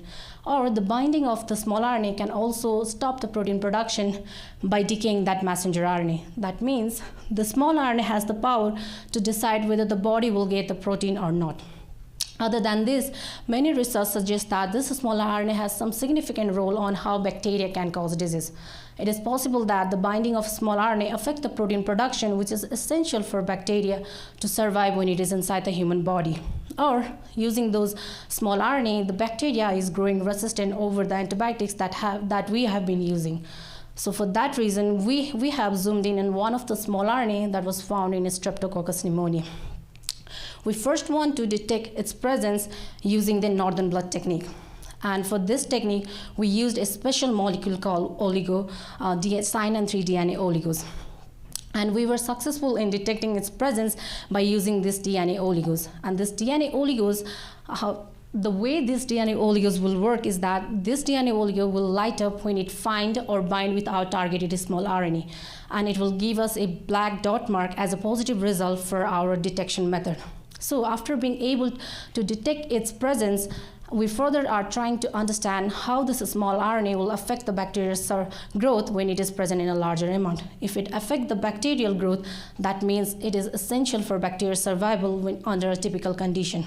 And taking a step further, we also want to understand when and under what condition this small RNA is produced, so that in coming future we can target this small RNA to develop a new therapeutic medicine to treat disease like pneumonia and meningitis that is caused by Streptococcus pneumoniae. Thank you.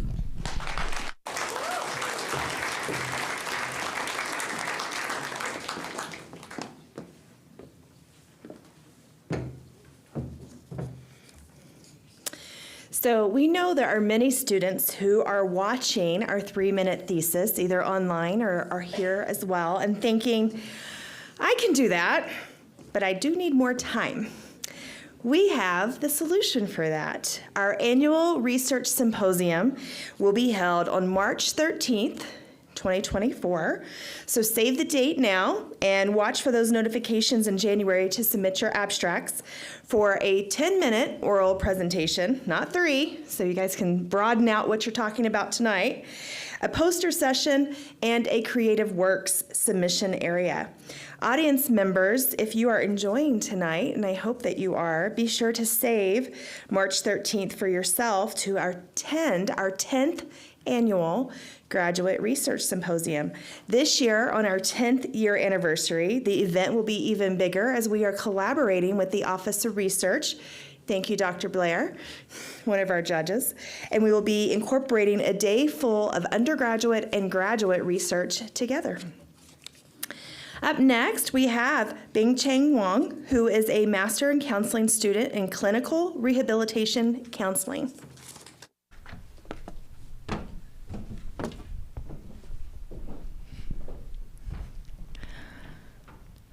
Multiple sclerosis is an incurable disease attacking the immune systems. Of the 4 types of MS, the most formidable is primary progressive MS, PPMS, because it attacks nonstop with speed, as well as no relapses or remissions.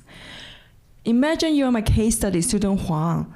You are in your 20s getting your education and building your career, or in your 30s thriving in your career and earning reputation, or in your 40s and 50s being a parent and enjoying life.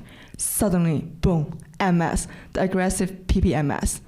You start losing your vision, your ability to walk, and experiencing memory loss, losing your education, career, and people who are important to you. That's scary. Not only do you suffer, but your friends and families also struggle watching you decline and feeling helpless to help out. As a clinical rehabilitation counselor, my specialty is to look at the biopsychosocial aspects of MS. For mental health treatment plan and maintenance, supporting you from a principle of thriving versus succumbing. As scary as MS sounds, it's manageable. I present you MapPi, an AI technology personal assistant on your mobile phone application as a tool for MS management, tracking MS symptoms by collecting and analyzing real-time data.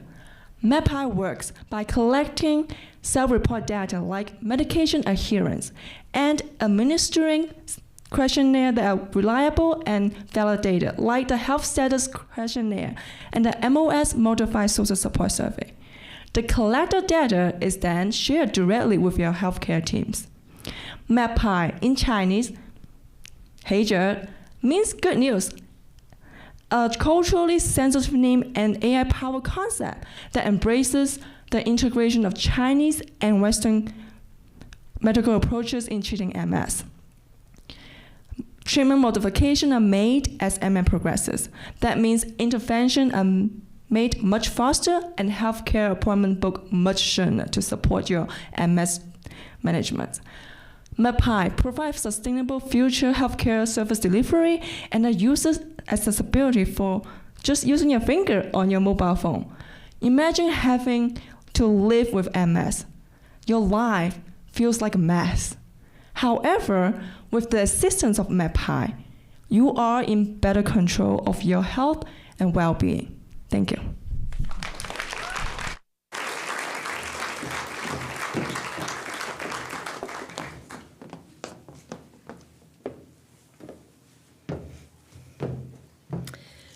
So speaking of counseling, does anyone want to take a guess what year our counseling programs were accredited? Feel free to shout. Did you say 1917? Not quite. That was a great guess, though. Anybody have a second guess? 1973. Ooh, we're getting closer. ISU's counseling program was the first one to be accredited by the Council of Accreditations of Counseling and Related Educational Programs, KCREP, in 1981. In 2023, we have 101 students pursuing a master's degree and 18 pursuing their doctorate. We've come a long way since 81. Up next, we have Dawn Amos, who is a master's student in public health.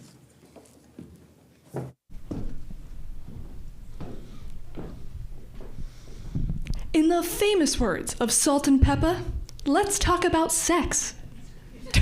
Well, I mean, hang on. More accurately, let's talk about some things that can be a result of sex, like unintended pregnancy and sexually transmitted infections, also known as STIs or STDs. You see, unintended pregnancies and STIs are very common. It's estimated that 41% of all pregnancies in the US are unintended.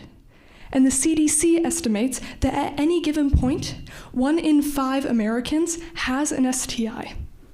So if these two things are really so common, have you ever stopped to wonder, how often do STIs and unintended pregnancies co-occur?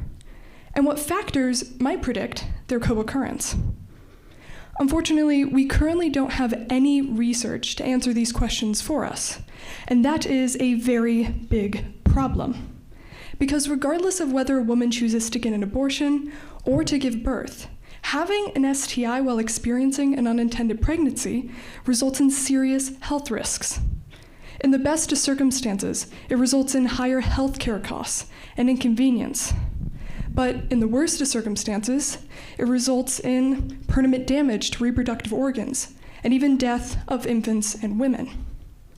My research aims to address this gap in knowledge by answering 2 specific questions. Firstly, how often do STIs and unintended pregnancies co-occur? And secondly, what factors predict their co-occurrence? I'm answering these questions by looking at the CDC's National Survey of Family Growth and taking various demographic variables such as age, race, ethnicity, and income, as well as various risk factors such as whether someone has ever had sex education and whether they use hormonal birth control or condoms. And I'm using multivariate analysis to see if these factors can predict the co-occurrence of unintended pregnancies and STIs. So what exactly might we hope to get from this research? Well, we hope to better understand the co-occurrence of unintended pregnancies and STIs so we can create better interventions, so women can live healthier, more empowered lives. We can't forget that every single one of us in this audience was brought into this world by a woman. Every single person of the next generation will be too. So if we want to improve the future health of our nation, we must improve women's reproductive health. So next time you hear the song, Let's Talk About Sex by Salt and Pepper, I hope it makes you pause a moment and think about unintended pregnancies, STIs, but more importantly, the essentiality of women's reproductive health research. Thank you.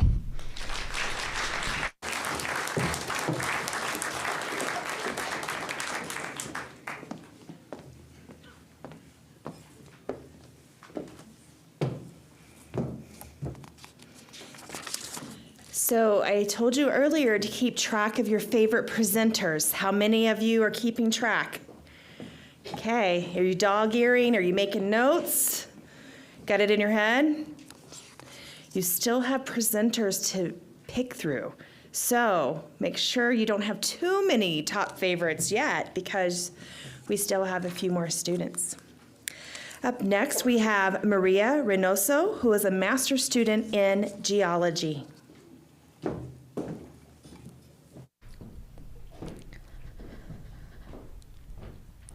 How often do you think on the weather and climate variations and how they influence our daily lives? How climate variations influence the landscape evolution of the Earth?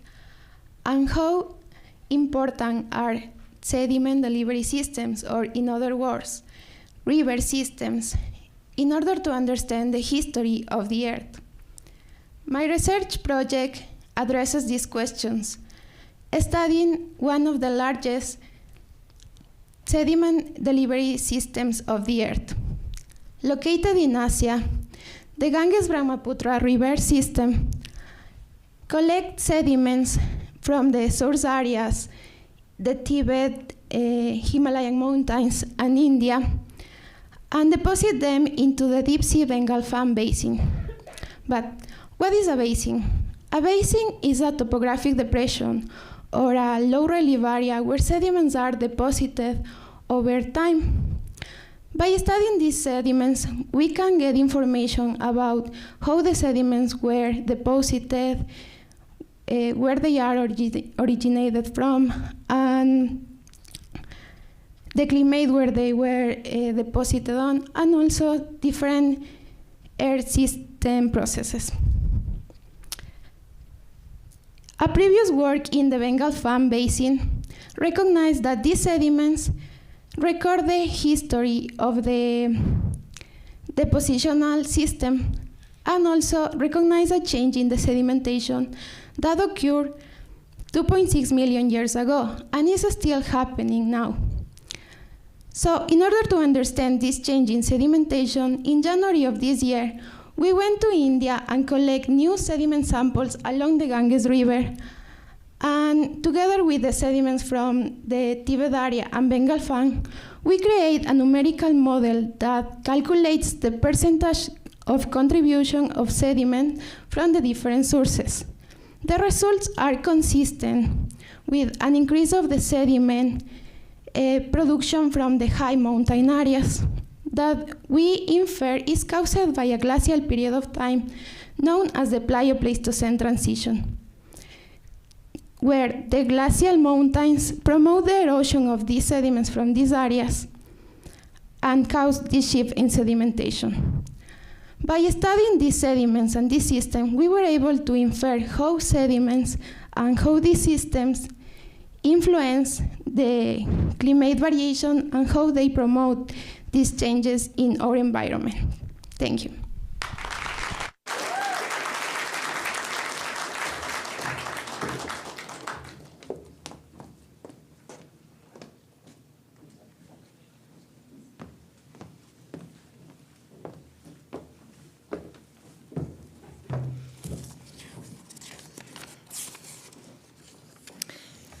Our next presenter will be another Zoom presenter. We have more Zoom presenters this year than we've had before, which has been great. A great addition to our list. Up next, we have Peggy Lalacy, who is a master's student in dental hygiene.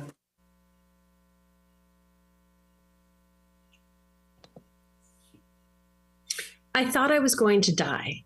When I entered the hospital, I had to leave my wife and 2 young boys. I got scared and thought, what if this is the last time I'll ever see them? This is a quote from a dental patient who was deeply traumatized after being hospitalized for COVID-19 and now experiences chronic anxiety and depression. He would not have shared his story if his dental hygienist had not specifically asked him about it. Mental health effects are just one of the many symptoms associated with post-COVID conditions, also known as long COVID. The World Health Organization reports that 10 to 20% of COVID-19 survivors experience prolonged symptoms of long COVID, posing a challenge for oral health care providers in evaluating and adapting treatments due to the varied nature of the symptoms. Not only do oral health care providers need to be aware of these symptoms, they must also be prepared to make treatment modifications due to the health effects and new medications patients may be prescribed. As a dental hygienist, I recognized a gap in the guidance for identifying and treating patients with symptoms of long COVID. by adding a few extra questions to the standard health review, designing an evidence-based reference chart for symptoms and their associated therapeutics, treatment modifications, and referrals, I created a protocol to assess and treat patients with long COVID in the dental setting.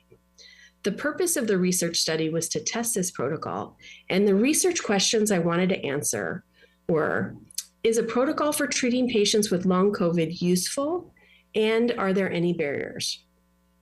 56 dental hygienists from California participated in the study and used the protocol in their offices for 6 weeks. Through recorded and transcribed interviews with 20 of the participants, the study revealed key themes of awareness, accessibility, resources, and complications. Overwhelmingly, the participants shared that using the protocol created heightened awareness of the serious effects of long COVID. They appreciated how easy the protocol was to use and liked having a reference at hand. The participants also emphasized the helpfulness of the protocol as a resource to facilitate quick decision-making and modifications in patient care. While time constraints emerged as a complication, the overall positive feedback established the usefulness of the protocol and encourages further research into this topic. As we learn more about long COVID, the protocol can be updated and provide a framework for developing clinical practice guidelines. So, is oral health care safe for people with long COVID? Yes, it is when we equip dental professionals with an evidence-based protocol. Thank you for your time and for this wonderful opportunity.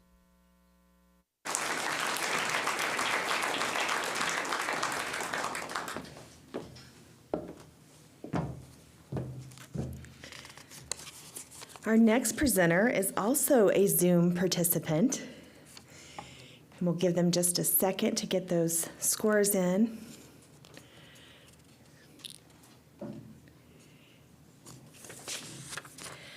So our next presenter is Sayeda Malika Akabari, and Sayeda, a doctoral student in pharmaceutical science.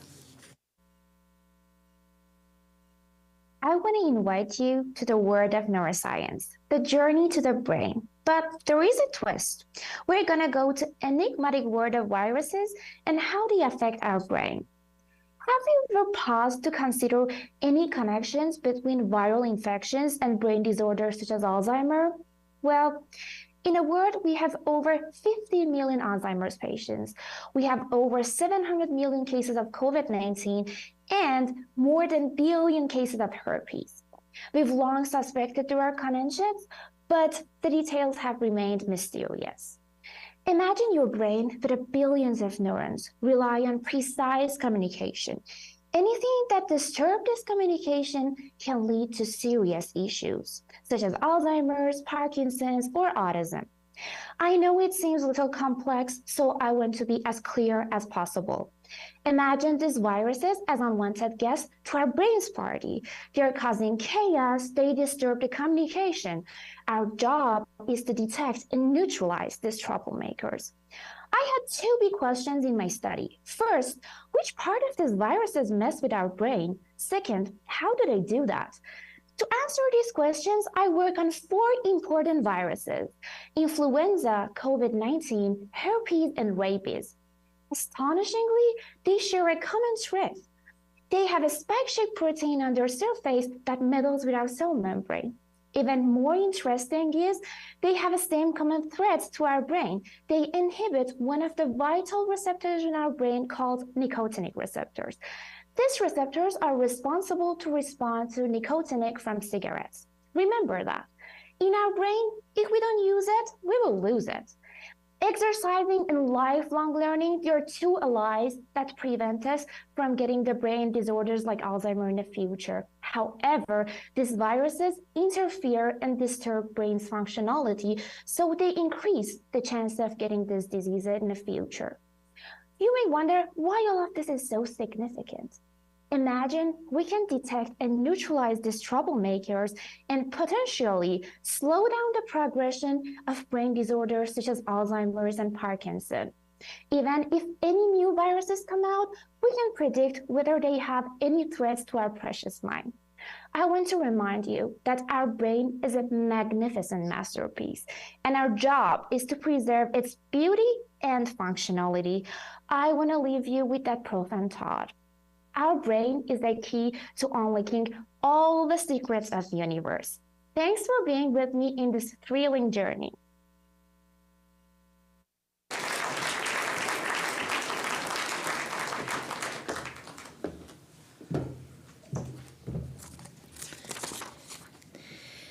So here's a little trivia for you. The graduate school funds students for research, travel, and conferences, as well as other retention areas. And this past summer, we funded $226,000 overall to graduate students. A record 21 students participated in a thesis dissertation workshop led by 2 faculty members from the College of Education. The other students that were funded this summer were for research needs. We funded 26 students who were working on data collection or survey gathering with new software that they needed to purchase. And then additionally, last year we awarded $41,000 to support professional development for our students to attend conferences. So if students are watching or listening or here, if you are going to a conference this year, you should go on our website and make sure to request funding for your travel to those conferences. And those of you who are not students, if you're wondering how can you help fund those students as well, we do have a Dean's Excellence Fund where you can contribute funds for events such as this 3-minute thesis competition and the students you're watching. There'll be more information at our awards ceremony after the presentations are over. Next, we have Kiara Burns. Kara is a master's student in English.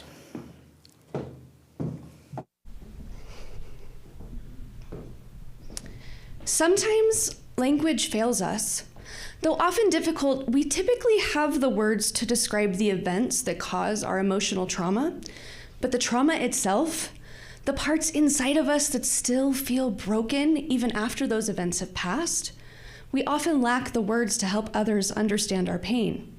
There's no emotional x-ray we can point to and say, this is why it hurts. That gap in language isolates us from others, and worse, it can isolate us from our own sense of identity. Survivors of trauma often feel that they've been torn in two or lost a piece of themselves to their trauma. And that feeling can't always be easily reconciled into language. However, when we manage to bridge that gap, we can create spaces of connection and empathy. My research asks the question, when language falters, how can authors meaningfully build empathy in their readers, especially in the post-colonial context? That is, the big traumas of racism, war, even genocide.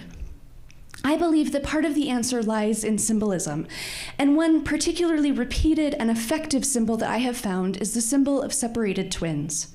What I've discovered is a range of authors from around the world, from India, Nigeria, Colombia, and more, who are using the symbol of separated twins to illuminate how people feel torn in two by the trauma of colonialism. Although the twins in these books are separated, these books are not about twin separation. Rather, they're about the pain that colonialism can cause.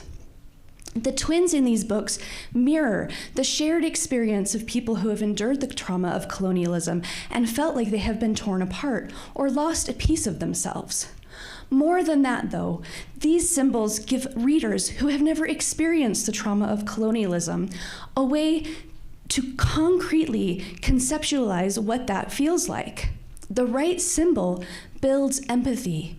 It gives us the power back to say this break, this is why it hurts. Look, you might be saying, this world we're in is a mess. Why does studying symbols in literature even matter?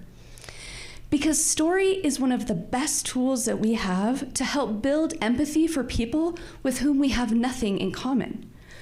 The right symbol gives back a voice to people and things that feel voiceless. If we find the right symbol, We can take spaces of trauma and loneliness and build spaces of connection and empathy. And that empathy can be the difference even between war and peace. And in this messy world, I can't think of anything we need more. Thank you.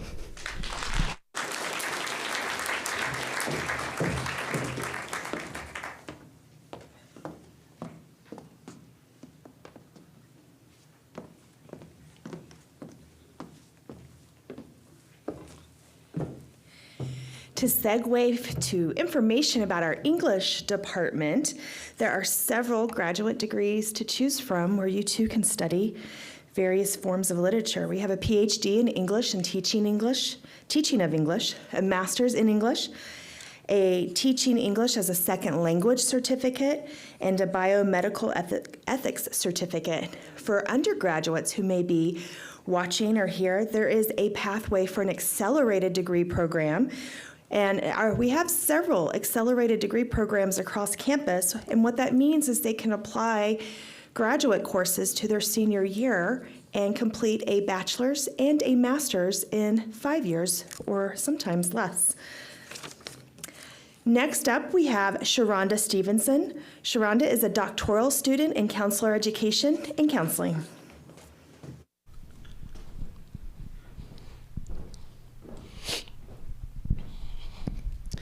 A goal of counselor educators in general is to train our master's students to be culturally competent and work with anyone who needs our services.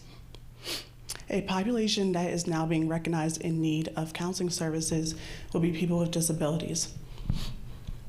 Within disabled populations, people with HIV and AIDS are all over this nation. Their needs are unique, and the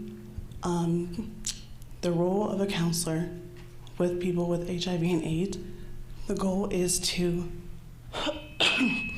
excuse me, the goal is to help them fully adjust back into their environments to live the life that they want to live with HIV and AIDS.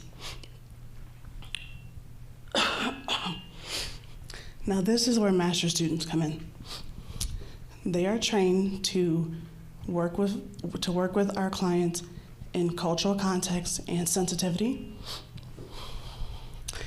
And in addition to cultural context and sensitivity, for people with HIV and AIDS, this is really important because of stigma and discrimination, that this can be experienced from family, friends, as well as healthcare providers.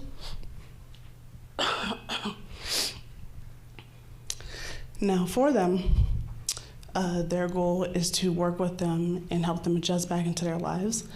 Now, for that, to do that, they have to understand the illness, the stigma and discrimination, as well as their mental distress.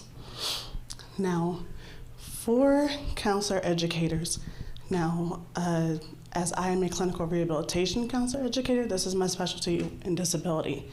So therefore, for all disability, and specifically in this case, HIV and AIDS, master's students need to understand how to, sorry, choking. They need to understand how to work with that stigma as well as the mental distress to help them adjust back into their lives.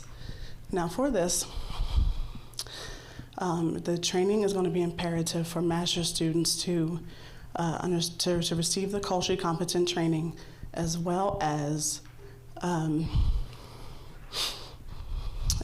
for rural context, because since rural context is unique for all master's students, if they are trained to work within rural context as well as in the major cities, the training techniques can be universally applied, and this could be helpful for all people with HIV and AIDS. Thank you.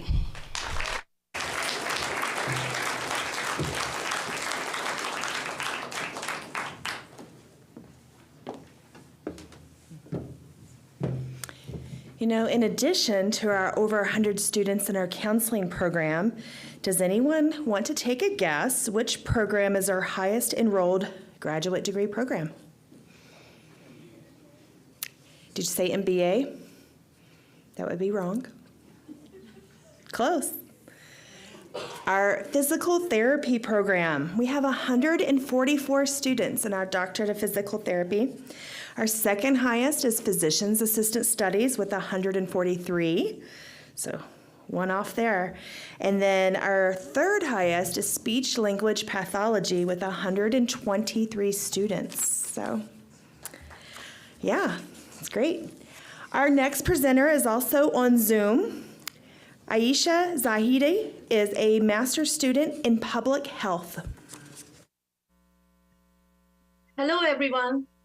As we know, the lack of information and awareness combined with the outdated beliefs lead people to fear that sometime they can catch HIV and AIDS if they come in contact with the people or who are living with HIV.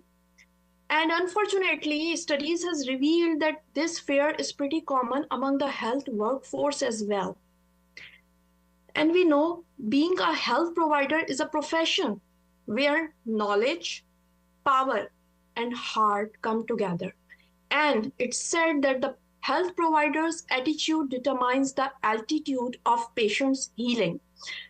And also knowing that the journey of education and breaking the stigma around HIV will have a legacy everlasting, I conducted a study in which I examined the HIV and AIDS related educational sources at Idaho State University, and I tried to assess the health sciences students' attitude and willingness to provide clinical care to people living with HIV. The study found that even today, the academic courses at Idaho State University are the primary sources of learning for majority of the students, and results also revealed regarding attitude of the students that those who were less than 35 years of age or younger students and those who were in the first years of the study in their programs of enrollment had relatively a compromised attitude towards people living with HIV. However, having said that, I must highlight that the female students had a better attitude scores than their male counterparts. So a big hail to the female students. But it was also found that when we try to assess the willingness of the students to provide the clinical care, that the undergrad students had better willingness, and those in the nursing majors had the best willingness to serve the patients with HIV. So the study insights highlight the importance of the academic courses in shaping students' knowledge and attitudes towards HIV and AIDS. And though I would confess that addressing the social stigma attached to HIV needs further operational research and planning of the curricular interventions, still based on this study findings, it is very obvious that academic courses are still a significant means of acquiring education about HIV.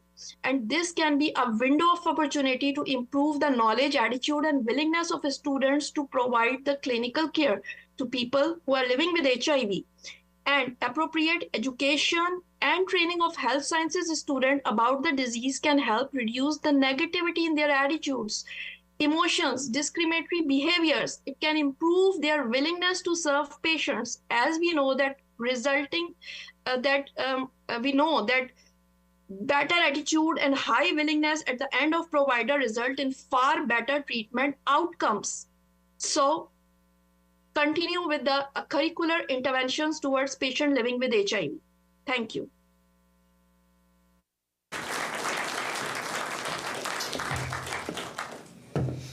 Well, students, you're done. Congratulations.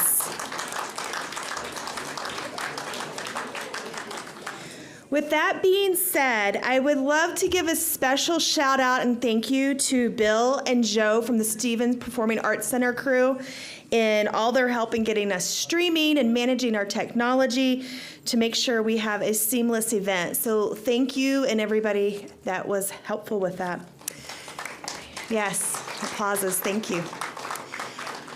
So Everyone else, students included, if you've got your phones, you can vote for yourself or someone else. No one's going to stop you. It is time to vote for People's Choice. So if you're online, if you go to the online program, you can scan the QR code. You can scan from the screen, whatever you prefer. If you have a paper program in front of you, you can scan that QR code. So all your students should be listed there. You can only vote once. It will stop you if you try to spam a whole bunch of pieces, and I might get one of our students to make sure your cyber technology isn't getting hacked.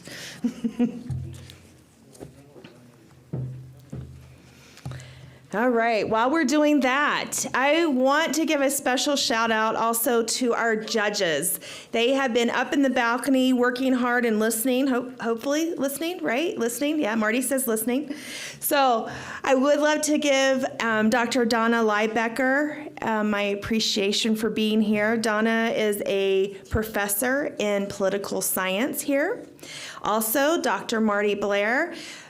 Marty is the Vice President for Research and Economic Development. I think it's both of your first times judging for us, right? Maybe do it again? Maybe? Maybe not? Marty says he will. I think Donna might if I can find the time in her space, right? Also, we have Dr. Esther Natuli. Esther is an Associate Dean for the College of Education. And last but not least is Crystal Shanda. Crystal, thank you for being here. Crystal's a alumni board member and a principal engineer at A&E Engineering. So thank you both, all four of you, very much for being here today.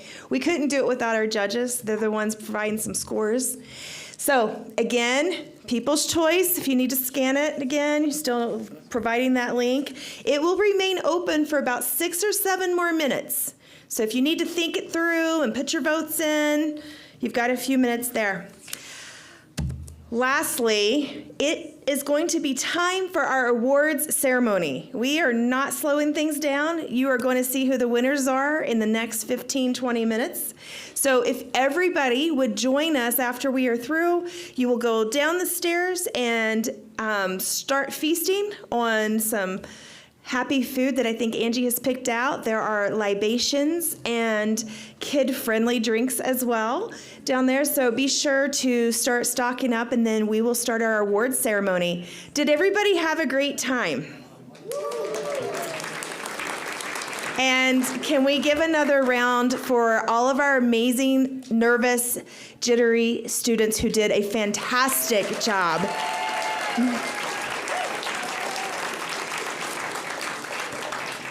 You know, there's probably only one thing more nerve-wracking than coming up here to face all of you to do a 3-minute thesis, and that is doing it in a language that is not your first language. So I completely appreciate all of the international students who were up here facing their stress.